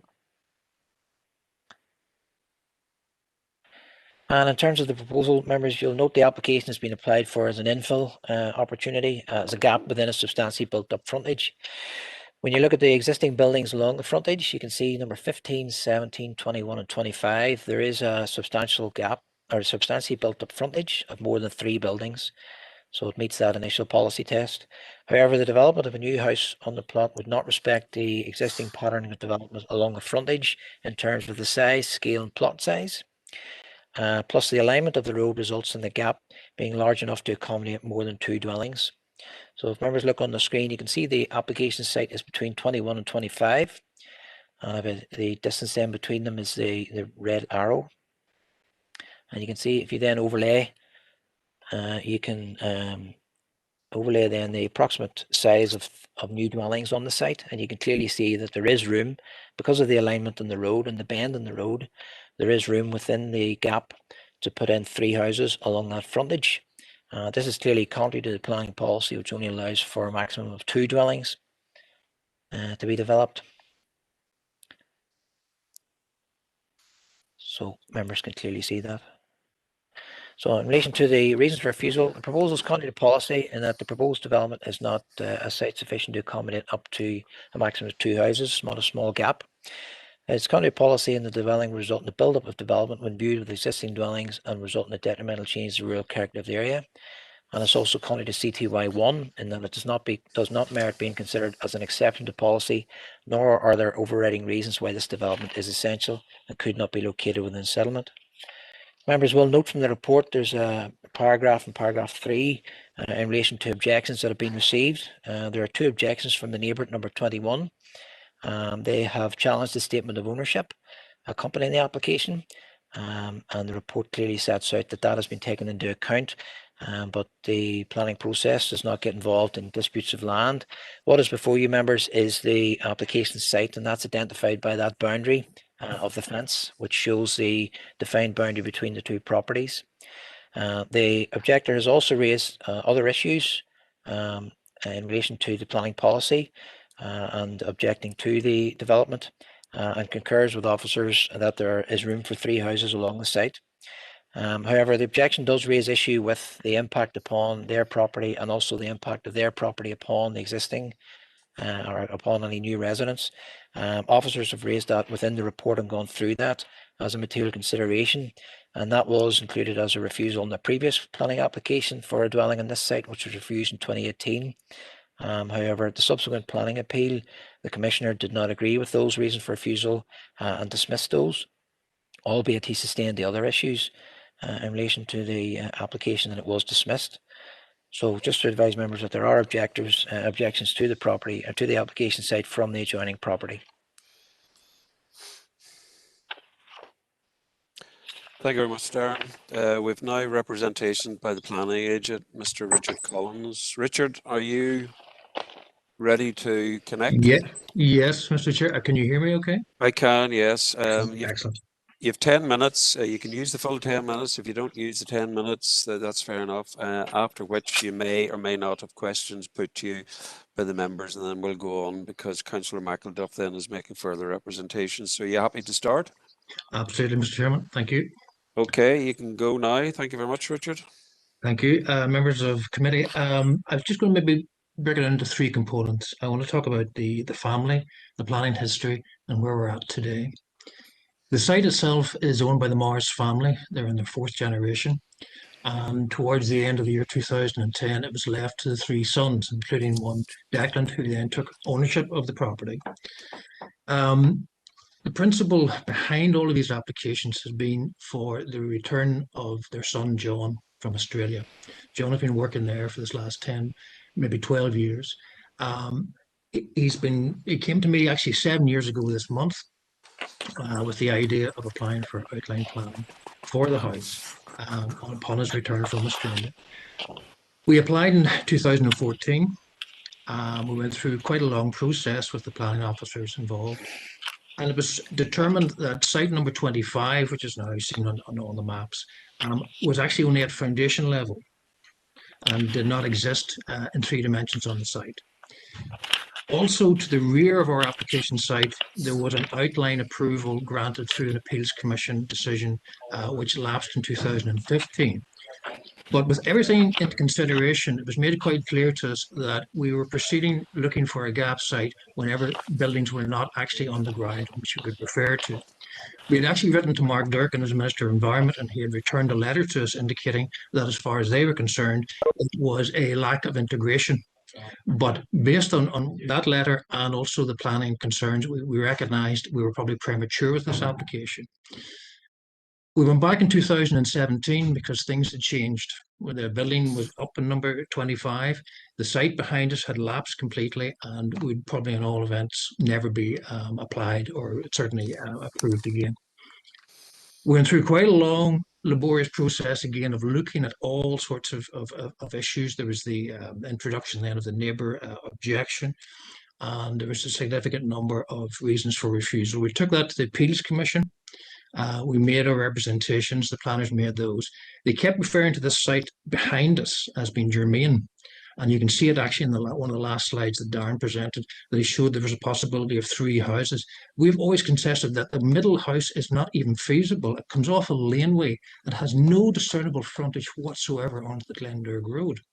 So I don't see how it can actually be part of CTY8 at all. We've always contested there's only 2 viable sites, our application site and the site beside number 25. We had to take the refusal from the Appeals Commission.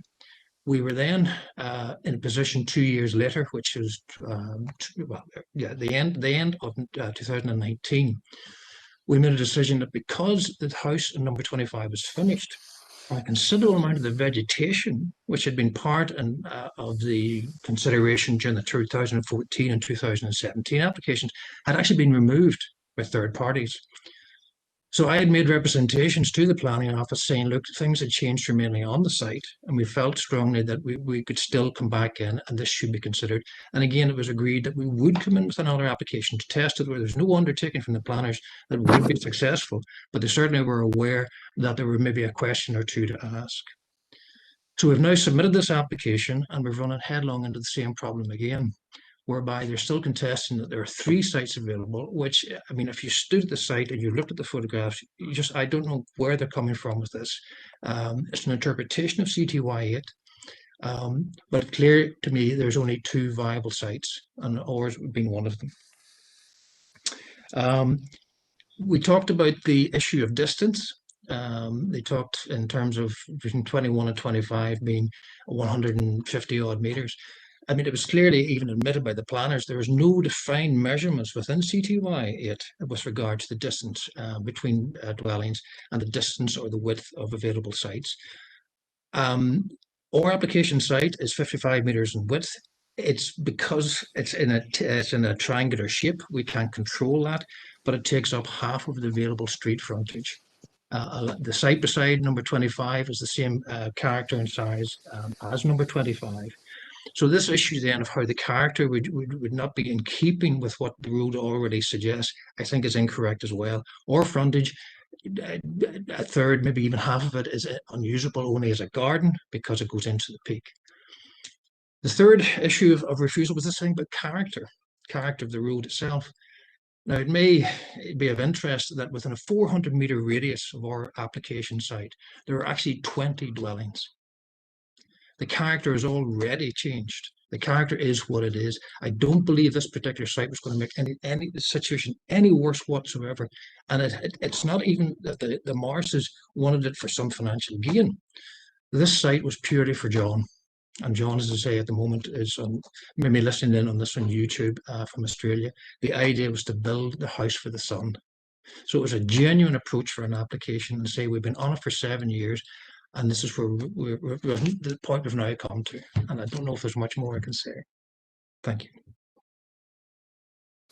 Thank you very much, Richard. Finished well within time. Members, do you have any questions for Richard? Councillor Campbell, I see your hand up. If you could take it down, please. Councillor Dehan, Josephine. Yes, thank you, Chair.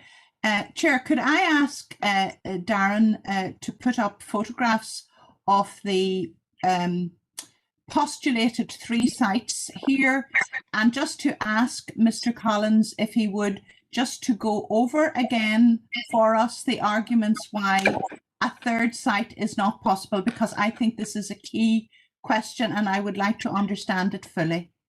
Thank you, Chair. Thank you, Councillor Dehan. If you look at the drawing, you see the centre red block, which is primarily in the field behind our application site. Yes. Now, the reason that I believe is there is because it has history. And the history was of a previous outline which had been refused back in 2009 or 10, which then was taken to the Appeals Commission, and the Commissioner overturned that refusal and granted approval for a 5-year period on the basis that it was very, very well integrated, and it was a slightly different policy from the ones that we're now dealing with. Now that has lapsed. It was germane and brought to our attention in our 2014 application. And that's one of the main reasons we left it then until we knew that would lapse. And then number 25 would have been constructed, or at least partially constructed. So if you take that out of the equation, and as I say, its access onto the Glendure Road is via that laneway, it has actually no site frontage at all facing onto the Glendure Road. Yes. Whereas you see our site and the site number 25 clearly would indicate the 2 available sites.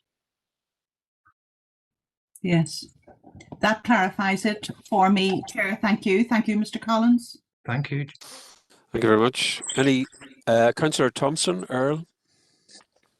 Thank you, Chairman. Just a question for Richard. The objector, I believe it's number 21. Is that any family connection, Richard? Earl, no, I don't believe there's any connection. I know there's been a certain disagreement between the families, which is probably not even germane to what we're talking about. There seems to be some civil issues between them, but no, they're not related. No. Okay, thanks for the clarification, Richard. Thank you. Okay, thanks. Thanks very much. Any further members? No, in the absence of no further questions. Thank you very much, Richard. If you just put on mute as well. Yep. Okay. Thank you for your time. Thank you. Yep.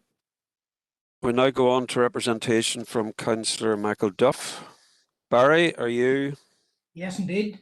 I'll just explain the process. You might have been listening and you're a quick uptake kind of guy, but you've got 5 minutes, up to 5 minutes. If you're running close to it, I'll give you an indication that you've 1 minute to go. And then you will finish on the 5 minutes or before.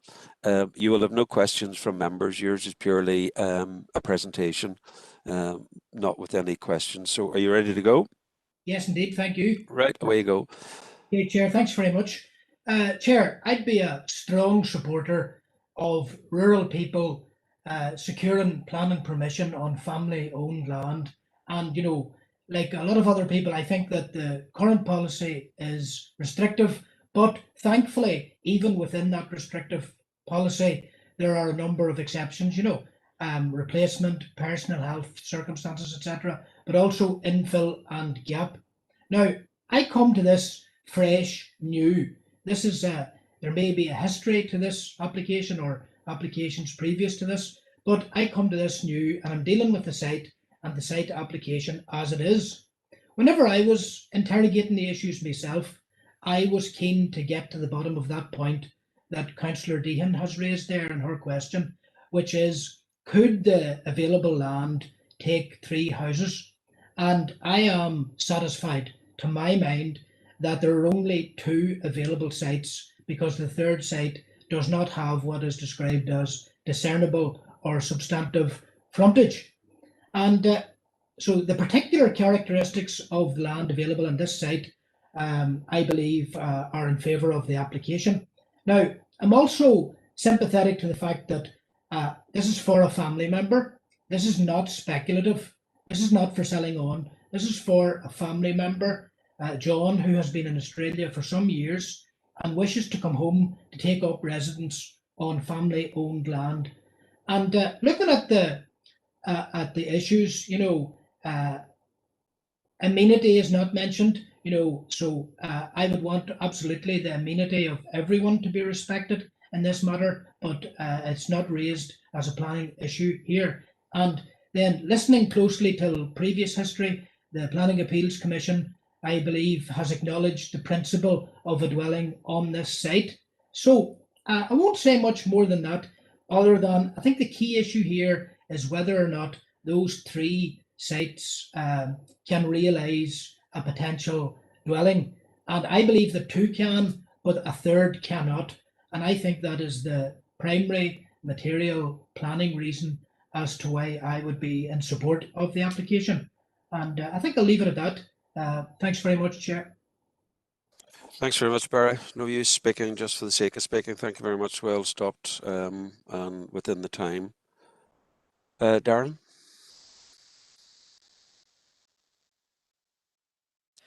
Okay, members, so if I just put that slide back up, in terms of the issues that have been raised, in relation to the character of the area, the existing character of the area, there are a lot of houses in this area. It's a very popular area, very in demand, and lots of new houses have been built in recent years to mix in with the existing houses that have been there.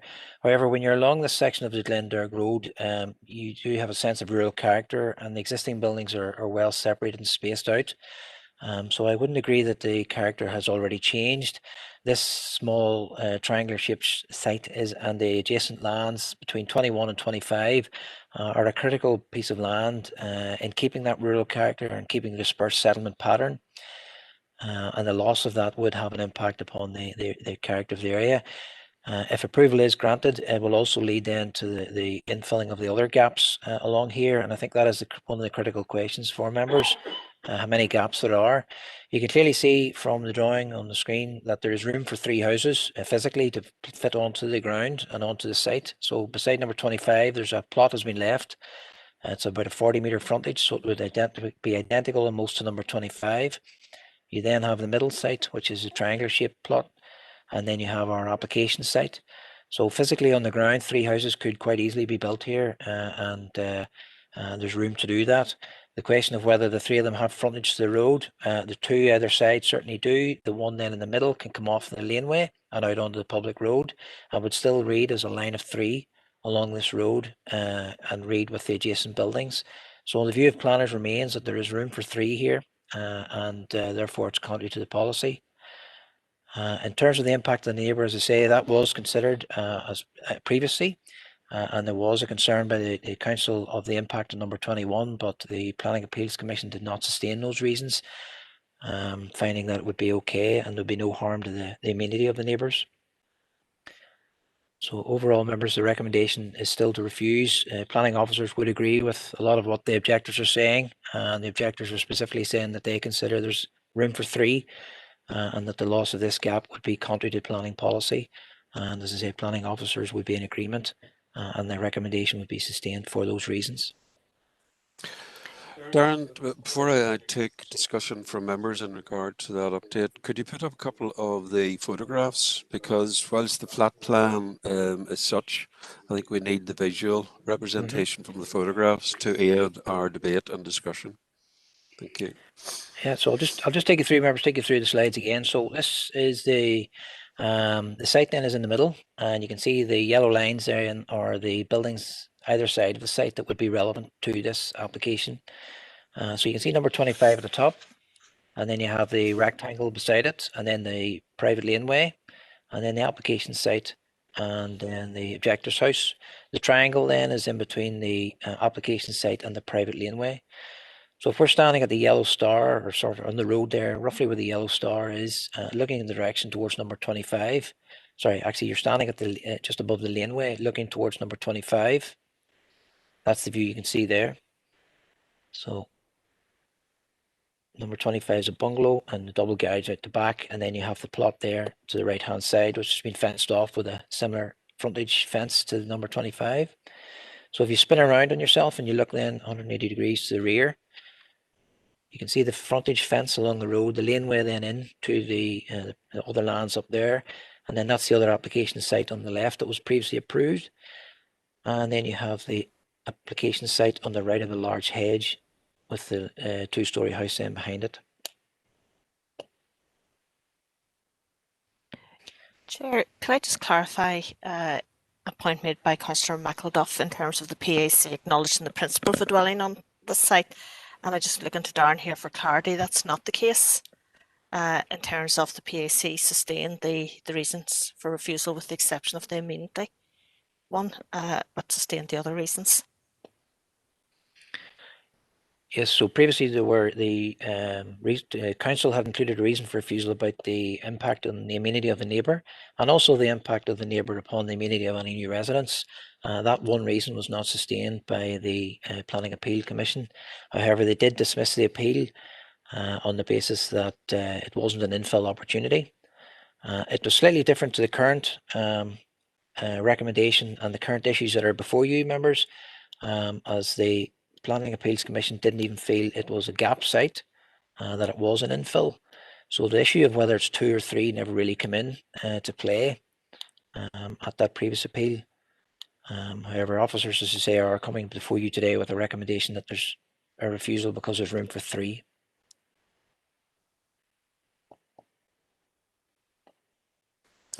Right, members, you've heard the representations, you've heard the reply from Darren, you've had a look at the flat plan with regard to the possibility of 3 dwellings and therefore it's not an infill of 2, and you've looked at the photographs. Have you any questions? We're coming towards decision time. Councillor Garrity, Mary? Thank you, Chair, and thanks, Darren. Darren, I'm sorry if I missed it. Have you a picture, and like we're looking at just previous to that there, but on the ground, we're looking straight in where the site would be in relation to property number 21? Just I seen it from the junction, but I just did we take one So just looking straight in? Yeah, so that's number 21 on the right, Mary, the large 2-storey, and then the boundary is defined by that sort of dark painted fence. Yes. And then the light painted fence then is the frontage of the site. Right, so literally the property would be sitting in front of that property. Yes. And where the car is. Thanks, Darren. Thanks. I just want because it's wanted for my own. Thank you. Councillor Deehan, Josephine. Yes, thank you, Chair. Well, first of all, with regard to the objections from number 21, in respect of the amenity, the effect of the new development on the proposed site on number 21 and vice versa. My question to Darren is, when I look at those photographs, Chair, there is a large hedge to the rear of the site. And surely if there was planting done along the side of the proposed site, that would provide privacy and shielding from number 21 and vice versa. And secondly, then, in relation to the whether there's room for 2 or 3 dwellings, Mr. Collins said in his presentation that there is no opportunity for a dwelling, the proposed third dwelling, to access out onto the Glenderg Road. And in fact, when I look at that site, I can see that behind the proposed site there is a lot, as I've said before, the large hedge. So if there was going to be another dwelling, the third dwelling, I mean, the orientation of that dwelling, to my mind, would not be towards the Glenderg Road. It most likely would be facing onto the other laneway. And, you know, in my mind, it wouldn't actually read with the other dwellings on the Glenderg Road. So could I just have Darren's comments on that, please, Chair? Thank you. Okay, Josephine, Darren? Yeah, so maybe if just if else, Councillor, so that's, just go back to the site. So that's the property number 21 on the right. And then the application site is on the left over the fence, the 1 metre high fence. You'll note from the report, members, that it does comment on the issue of amenity, and there's no planning policy objection and no reason for refusal in relation to this under this current application. So a dwelling could be developed on the site without harming the amenity of the neighbours, subject to various conditions, and vice versa. The hedge along the rear is of no assistance at the moment in separating the two because it's at the back. Additional planting would be required along the side boundaries. The critical issue before members today is this issue about the three, and to address the second issue raised by Councillor Deehan there in the middle dwelling, although it may not be orientated to front on to the Glenderg Road, and it more than likely would be orientated to front onto the private laneway. That's not really relevant. What is relevant is, does it read as three, and is there room for three buildings along there in a line? And you can clearly see from the drawing that there physically is room for three dwellings along there. They would read as a line along the Glenderg Road, the site. If we go back to the previous photograph there, from the road looking in, you can clearly see the site would be on the left of that large hedge and would be visible, and a house will be seen. It's not as though it'll be screened and have no visual impact and no relationship with other buildings. So driving along that road, there would be a plot on your left, the site in front of you, and then the application site, which would clearly result in the three properties. And as I say, even if that middle one isn't orientated onto the road, you will still see it, and it will read as a line of three. Just before I go on to the next, Councillor, could you bring the photograph back up showing that one there? You just passed it. Go back to the one showing into the possible third dwelling. Members, you have to note, whilst it's a private road, the pillars that delineate, I suppose, the private road also provide access to the proposed site adjoining 25, because that's the agricultural gate. But there's also an agricultural gate going into the possible location for the middle, the third dwelling, as Darren has highlighted. And because of that, the issue I think the agent has said was there is no access onto the Glenderg Road. That may negate that, in that access into that field is already there through that agricultural gate, and it does not actually go directly onto the private road. So I think that's something that members will have to consider as well. Councillor O'Reilly, Tom. Thanks, Robert. Just to check with Darren, surely, as in all applications, we can only go with what is on the ground or approved at the given time that we're deciding. And can I just check that there is in actual fact no application either approved on the site to the left of that hedge or to the one here on our extreme left, just adjacent to 25? So the only site in essence that an application that we're looking at is the one directly in front of us and in front of 21. Yep, so to answer the question directly, the only application before members is the application site that's shown on the slide there. You can see the triangle there where it's in front of number 21 where the site is written on it.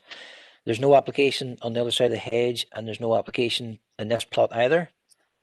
However, under CTY 8, you must consider the planning policy in the round, to use the famous phrase. And what you have to look at is the gap between the buildings and the gap between 21 and 25. And then you make an assessment looking at those existing properties and the size of their plots, the size of their cottages, how many could you put in there?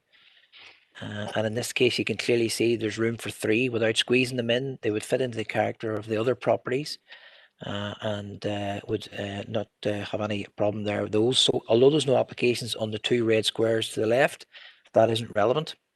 What is relevant is, could you put them in there? Could applications come in the future? And could they physically be developed? Have they frontage the road?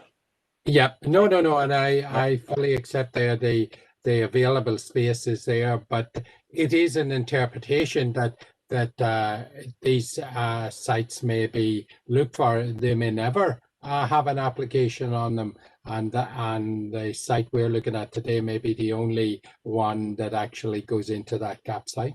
So it's an interpretation. Sorry, I would maybe just if I caution. just.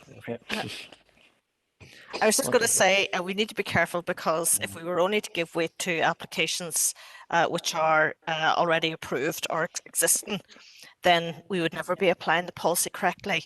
The policy is very clear. There's an exception for development where it's an infill site. That is an infill where there is a gap capable of taking 2 dwellings in a substantially built up frontage, which is a frontage of 3 or more dwellings. We have to look at the gap which is there. And if the gap can take more than 2 dwellings, then it is not in accordance with policy, and we would have to refuse it. If it can take more, if it can take 3 dwellings, then it is contrary to policy. If it can only take 2 dwellings and there is a substantially built up frontage, then we can approve it. So that's how you have to weigh it up, not on whether there's applications in the pipeline at the moment or whatever, because that's never going to happen in the cases of infill. I don't know if that makes it any clearer, or it's just complicated matters. No, thank you, Deirdre. Thank you, Chair. Not at all, Tom. Thank you, Deirdre, and thank you, Darren. Councillor Deehan, you've just popped back up. I was about to say any further questions. Where you go? Chair, thank you. And Chair, could I ask Darren, you know, Councillor McElduff in his presentation did mention the fact that a family member, John, has been away in Australia for a number of years. Mr. Collins said that John approached him 7 years ago about getting approval for this planning application.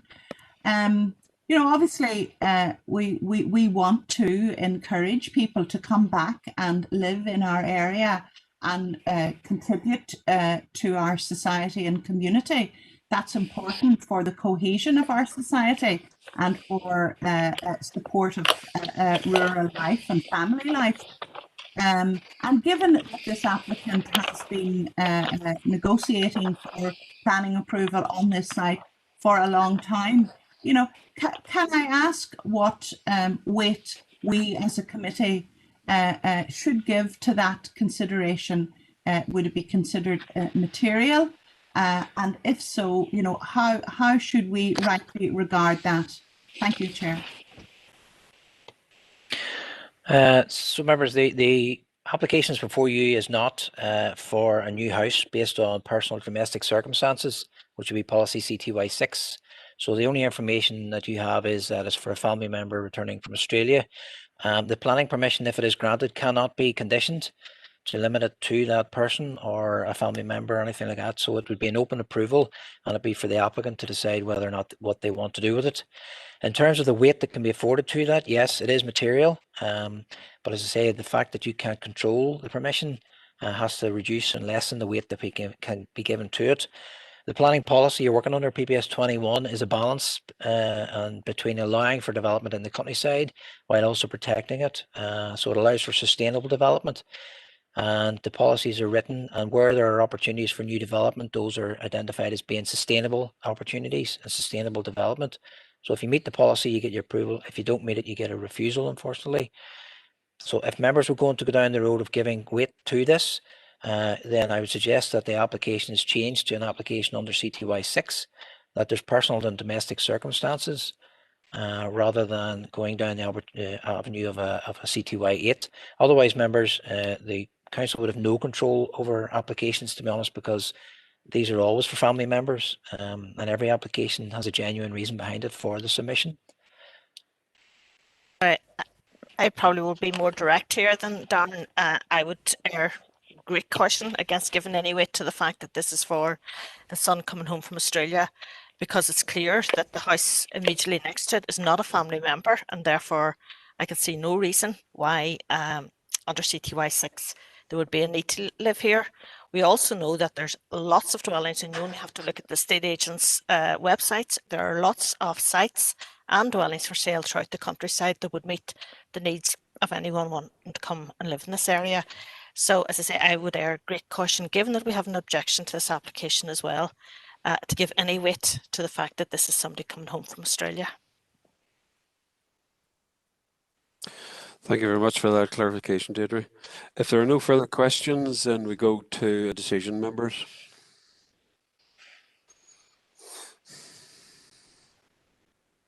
Councillor Garrity, Mary. And I'm sorry, Chair, I might have one wee small bit of clarity from Darren maybe before we go to that. It's in light of the last comment there, and I certainly appreciate the officers what they're saying. And for instance, my area, there are so many people that want to come home and live here and within the whole district, and why wouldn't they? They would be mad as they're not. And I do accept that the Morris family would love to come home here like everyone else as well. I just noticed in reason 3 for refusal, it hasn't been addressed at all, other than they would like to come home, which is like a general wish for constituents abroad and all over the place, want to build their own land. We aren't aware if there is any, and I know Darren has alluded to it there, if there is any special circumstance attached to this. Is this the sort of, it hasn't been referenced in the report, but I don't know, Darren, is there any merit in asking the applicant if there is special concerns? We just can't grant approval for everybody who wants to come home. I would love to, but we haven't the infrastructure to do that. But perhaps in this case, there's special reasons that haven't been highlighted as. I don't know. I suppose, Darren, you can't answer that. I'm afraid we've passed Mr. Collins and the agent at this time, I suppose. But that would be my concern, that there might be more to it. So that would be all I'd like to say. The only thing I would suggest is, given that this has been, the agent had referred to the fact that this is the 3rd application on the site. So the fact that it's been in the system for so long, we've been through appeal already, and the PAC have dismissed the appeal and thrown it out. I would have thought that if those special circumstances, they would have been highlighted very early on in the process, particularly in this application. So given the history and the refusals that have gone before, I would imagine that there is no special circumstances, or that would have been the first thing the agent would have been putting to us. Darren, do you have anything further? No, to be honest, I think Deirdre has covered it. No special circumstances have ever been raised with me, and there's none on the file other than the comments that have been made today about the family member looking to return from Australia. Thank you. Councillor Campbell, Glenn. Yes, well, issue number 3 of that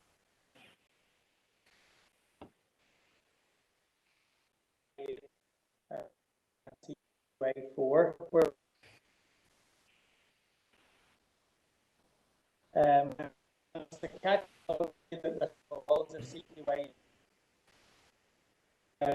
is met, and in my interpretation of the policy, CTY8, it is unique, in many ways unique application, the shape of the plot, it is unique in that sense. It's really whether we interpret, the crux here is whether we interpret it to be three dwellings along the Glendale Road. And my interpretation of this application is that there's two gaps along that road, that the middle illustration of a site would have to be oriented.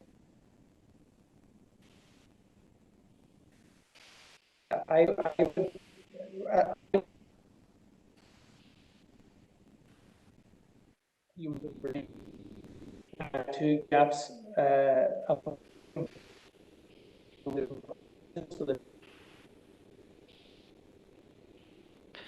Is that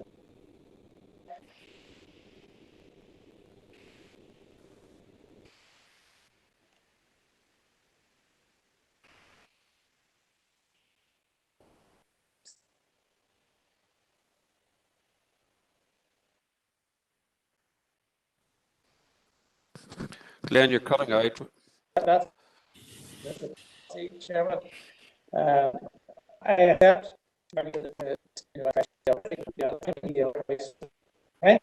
Something on to it, Chairman.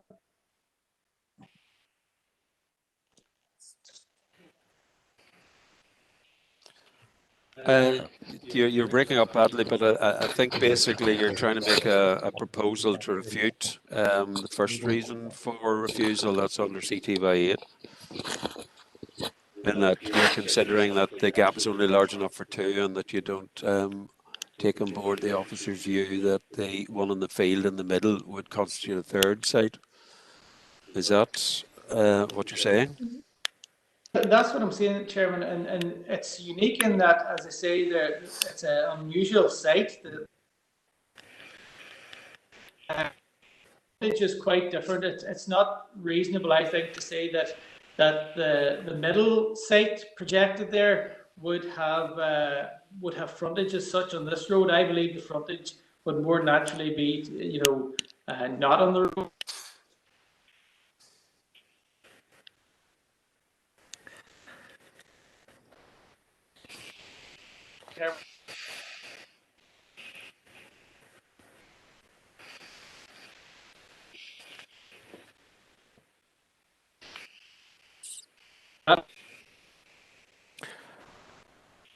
You are breaking up badly, Glenn. That's significant.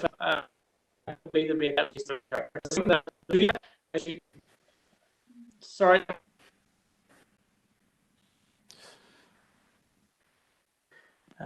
Right, Glenn, I'll cut across you quickly. You're proposing that you go against the officer's recommendation and you're going for an approval. Okay, we'll come back to you with regard to clarifying your reasons under the 3 items for refusal.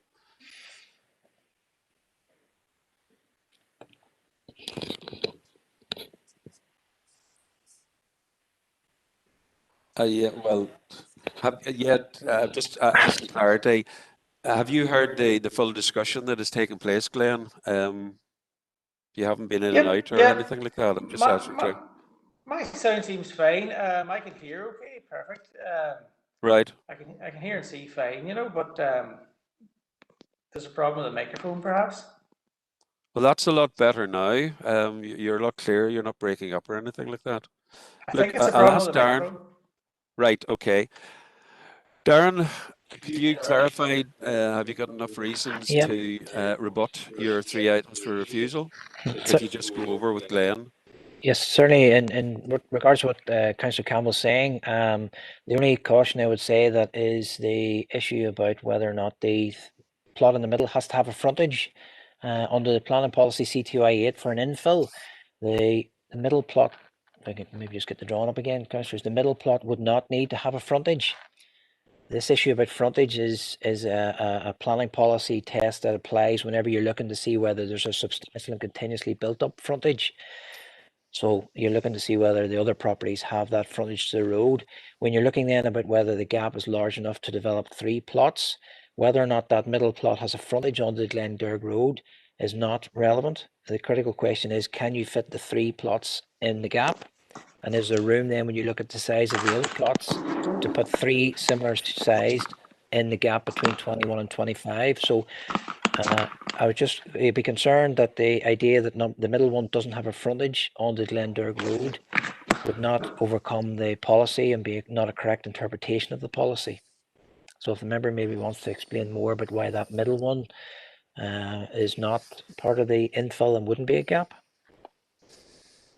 Glenn? I suppose, Chairman, I'm looking at, as I would read this, as I travel along that road, that my interpretation is there would be really only two gaps along that road, 2 gaps. I mean, that gap, my interpretation is only 2 gaps, but as I say, there's a unique, if you like, shape in that plot.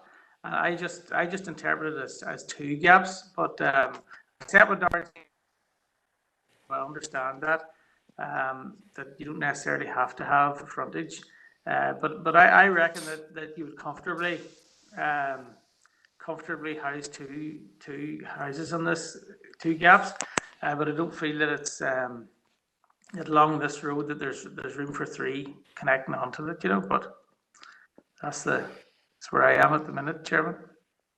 Well, you have a proposal then. We'll come back to you. Councillor Deehan, Josephine.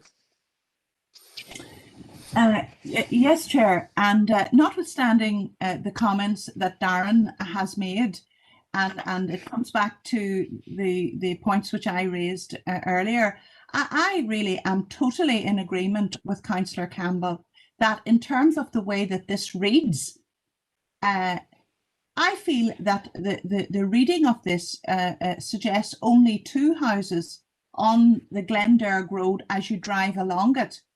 And you made the point yourself, Chair, about the proposed third site and the agricultural gateway opening onto that site.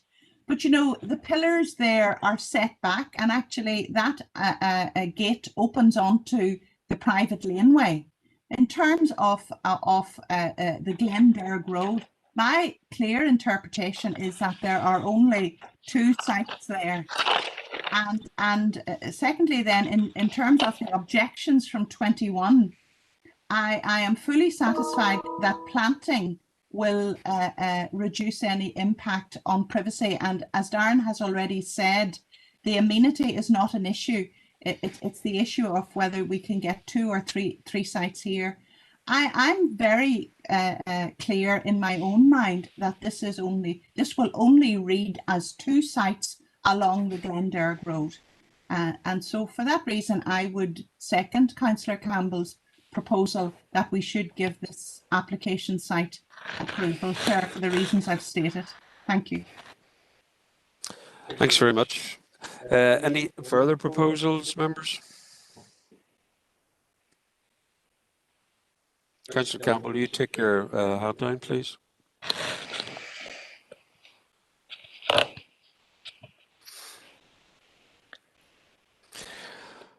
If there are no further proposals, I have a proposal from Councillor Campbell, seconded by Councillor Deehan, that we go against the officer's recommendation and we approve the application. Darren, I'll just clarify, have you got enough information? I think you were looking possibly on the third item for refusal.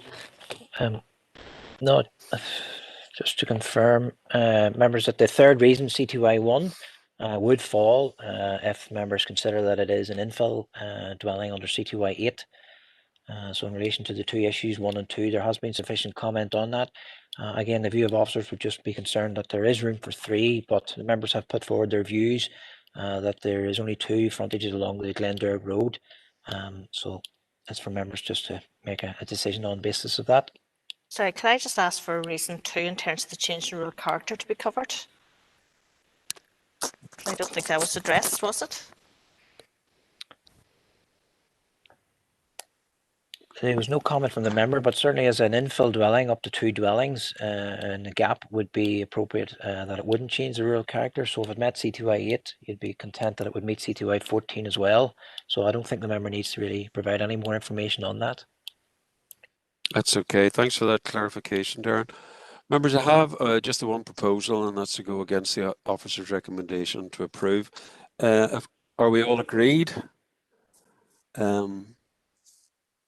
I would say for the chair, I'm not in agreement, so I'm going to go against the proposal. Is everybody else in agreement? Councillor Robinson? I'll be going against that agreement. Okay. I wouldn't be in favour of it at all. Right, so it's myself and you. Any further? Councillor Coyle? Yeah, same, Chair. Okay, thank you. Any further members that are not going with the recommendation to approve? Councillor Garrity? Correct, Chair. Thank you. Councillor Thompson, are you going against? Yes, Chairman. Thank you. Okay. I think at the moment we have 5 against. I'm just not sure 4. I'll have to go down and take a roll call then just to clarify. So I'm going to call your name out, and if you could just say whether you're for or against the proposal. I'm going in order as I see on the thing. Councillor Rainey, Alan, are you for? Councillor Rainey? For, yes. I am Okay. for, yes. Thank you. Councillor Feely, Anthony, for. For Glenn's proposal, Robert, isn't it? Yes, that's it. Yeah, I'm for Glenn's proposal. That's okay. Councillor Smith, Chris. For the Councillor Smith, pardon? For the proposal. For. Councillor Garrett, I note you're against the proposal. Is that correct? Against, Chair. That's okay. Councillor Thompson, I note you're against. Is that correct? Against, Chair. Okay. Councillor Campbell, you proposed you're for. I'm just clarifying that. Glenn? Yep, for. Okay. For, Councillor. Yep, thank you. Councillor Coyle, you've said you're against. That's okay. Councillor Dehan, you seconded. Are you still for? For, Chair. That's okay. Councillor Robinson, you noted against. Is that correct? Against. Yes. Okay. Councillor Donnelly? For. For. Okay, thank you, Sean. Councillor O'Reilly? For. Thank you, Tom. Councillor Maguire, Tommy? For, Chair. And I am against. Could I just have a note then of a many for and a many against? Okay.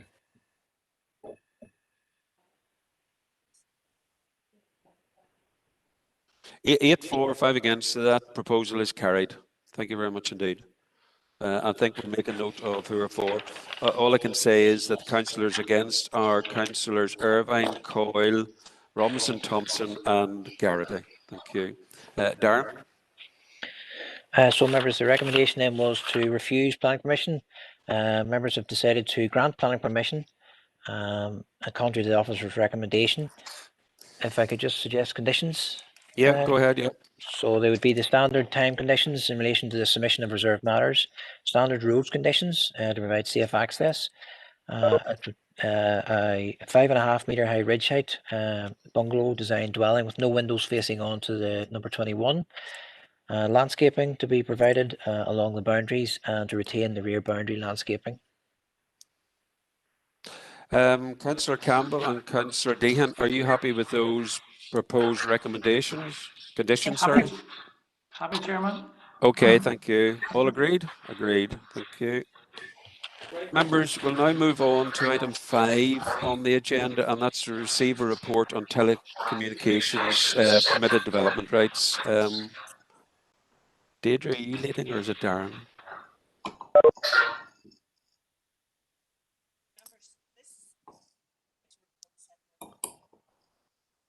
Oh, you're muted. Go ahead, Deirdre. Sorry, members. Hopefully that's better. This is a report which sets out the permitted development rights for telecommunications technology, and it follows on from the P&R committee on the 14th of October when members had requested that a report on this be considered by the planning committee. And really, I think at that committee, the issue was around whether we could withdraw permitted development rights for 5G technology. And just from the outset, it's to make it clear that although there's permitted development for telecommunications, it does not distinguish between the different types of technologies. So the permitted development rights are the same whether it's 5G or 4G technology. The actual permitted development rights have only recently been updated. And under the Chief Planner's update, which members received in the RNC committee, this was highlighted. And really the intention of that was to make it easier to get planning permission or to get have permitted development rights for different forms of telecommunications. As I say, we've set them out there, and the Appendix 1 sets them out in more detail. It is quite detailed. There's a lot that can be carried out without requiring planning permission, but there are certain qualifications that must be met in terms of height and size and location.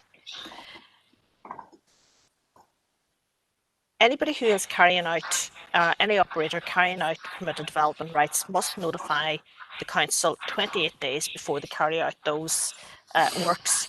Now, they don't have to specify whether it's 5G or 4G. They just have to indicate what the works are and have a declaration that they're in compliance with the different criteria. They don't have to carry out the works within a specified time after the 28 days, and it can be up to a year and more.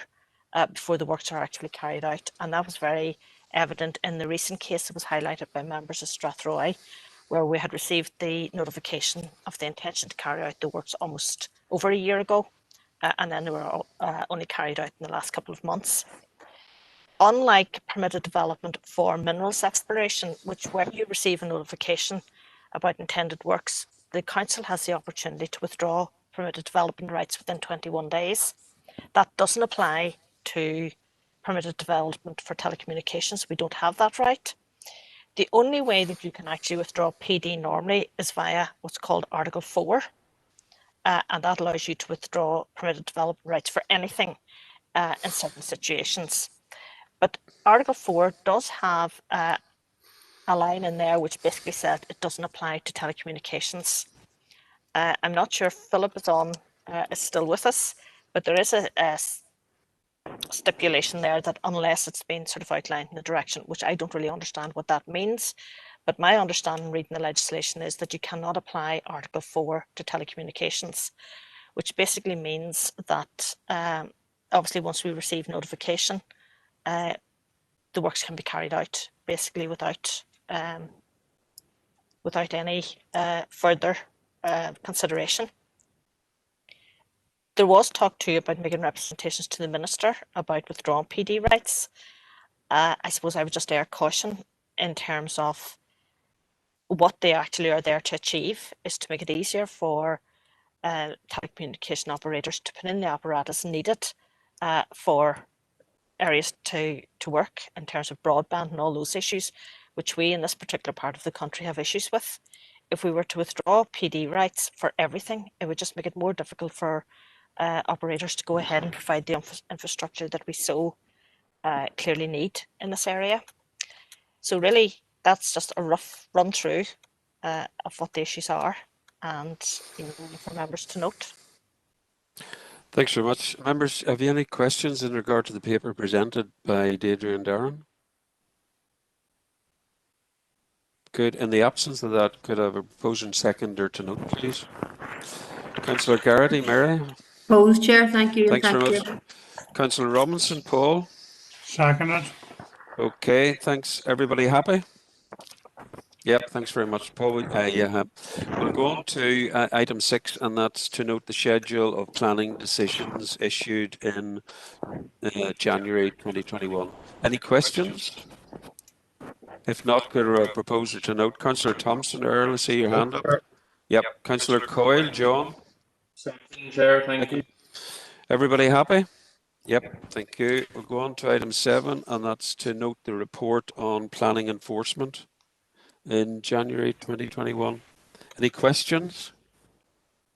If not, then I'll need a proposer to note, please. Councillor Deehan, Josephine? Opposed, Chair. Thank you, Joe. And Councillor Robinson, Paul? Seconded. Thank you. All agreed? Agreed, thank you. Go on to item 8, correspondence. I think there's been additional correspondence tabled as well, which I may ask Deirdre to take us through. The first one is from the HED in regard to queries we had raised. Deirdre, do you want to address that?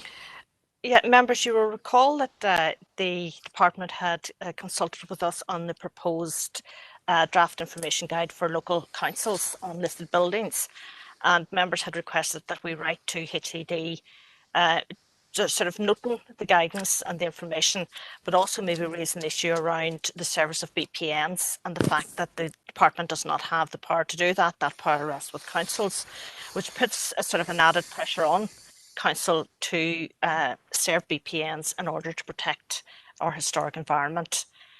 There was also the issue around compensation, because if the council serves a BPN, a building preservation notice, and the department then subsequently decide not to list it, the council becomes liable for any compensation that has to be paid. And really it was to ask HED to make representations now that the Minister has indicated a review of the Planning Act, that they review those aspects of the Act to allow BPNs to be served by the department as well as the council, but also to revisit the issue around compensation. So HED have responded. Now, one of the things in there is they've offered a meeting with members, and maybe that's something for the members to consider if that's something they would like. There's obviously advantages in terms of sort of discussing issues around proposed listing and also compensation.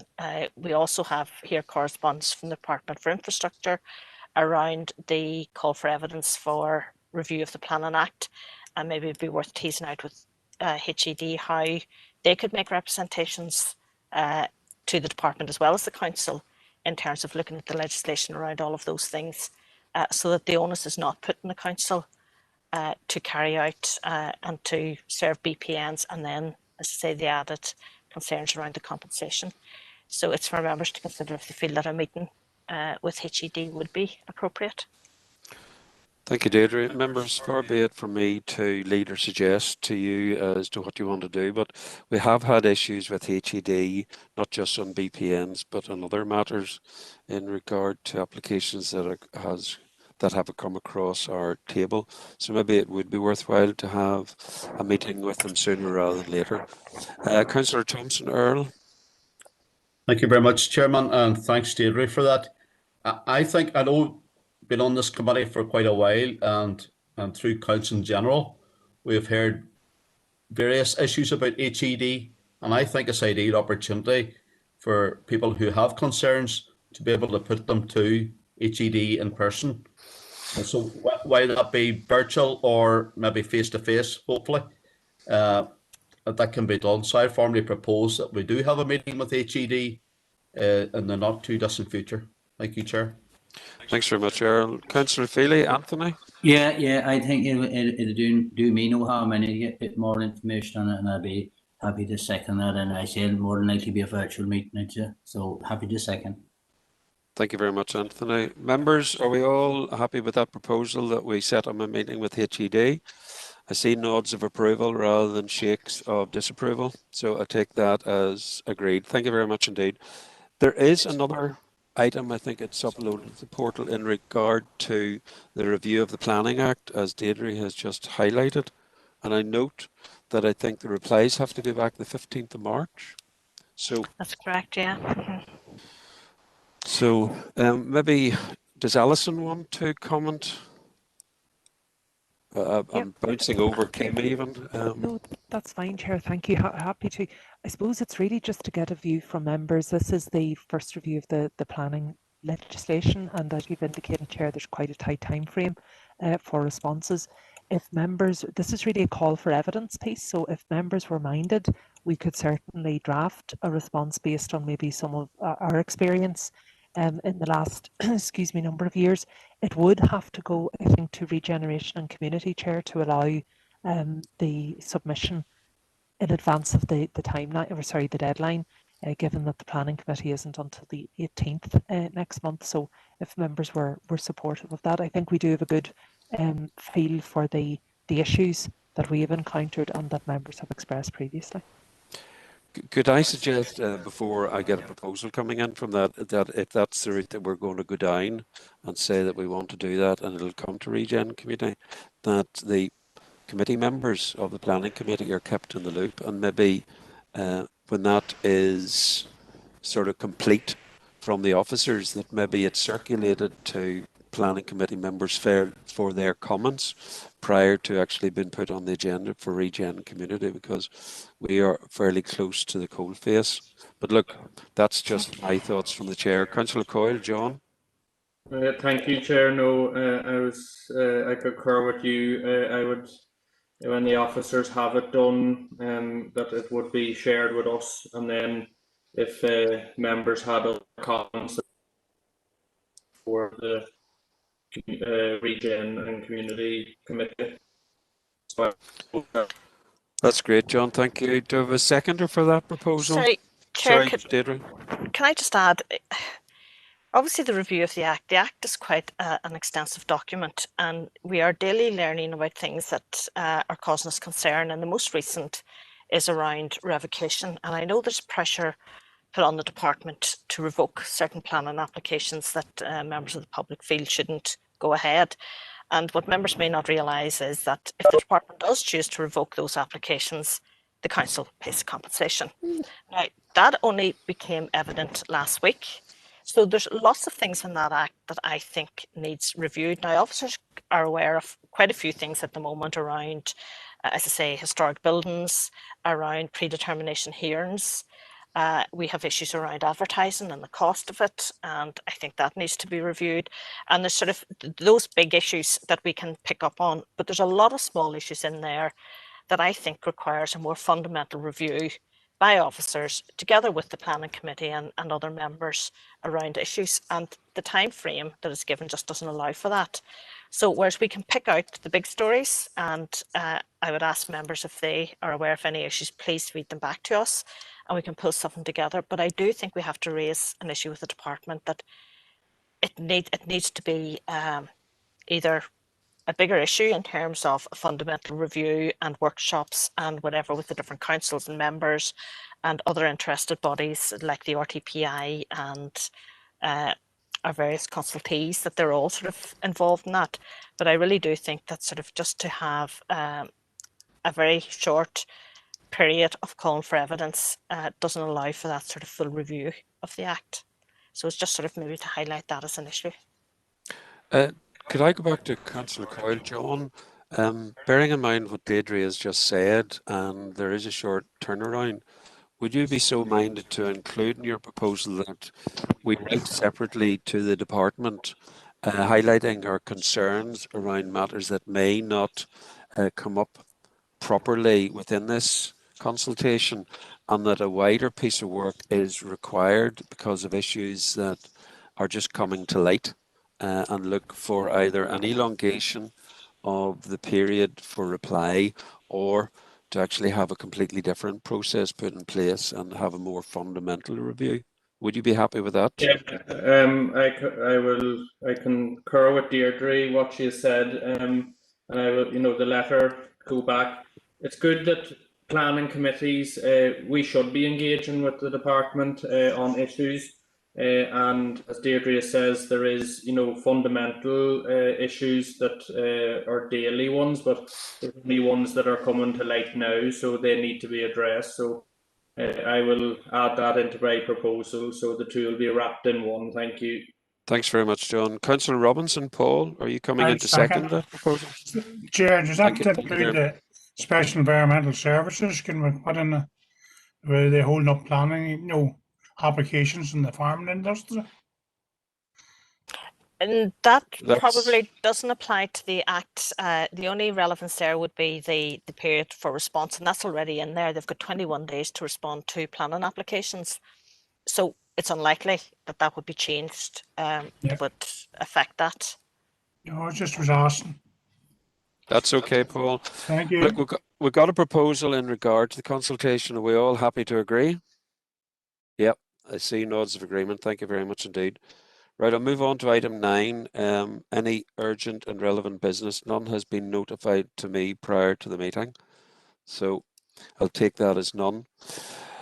And that just leaves us then. Our next meeting will be scheduled in March. Thank you very much indeed. Take care.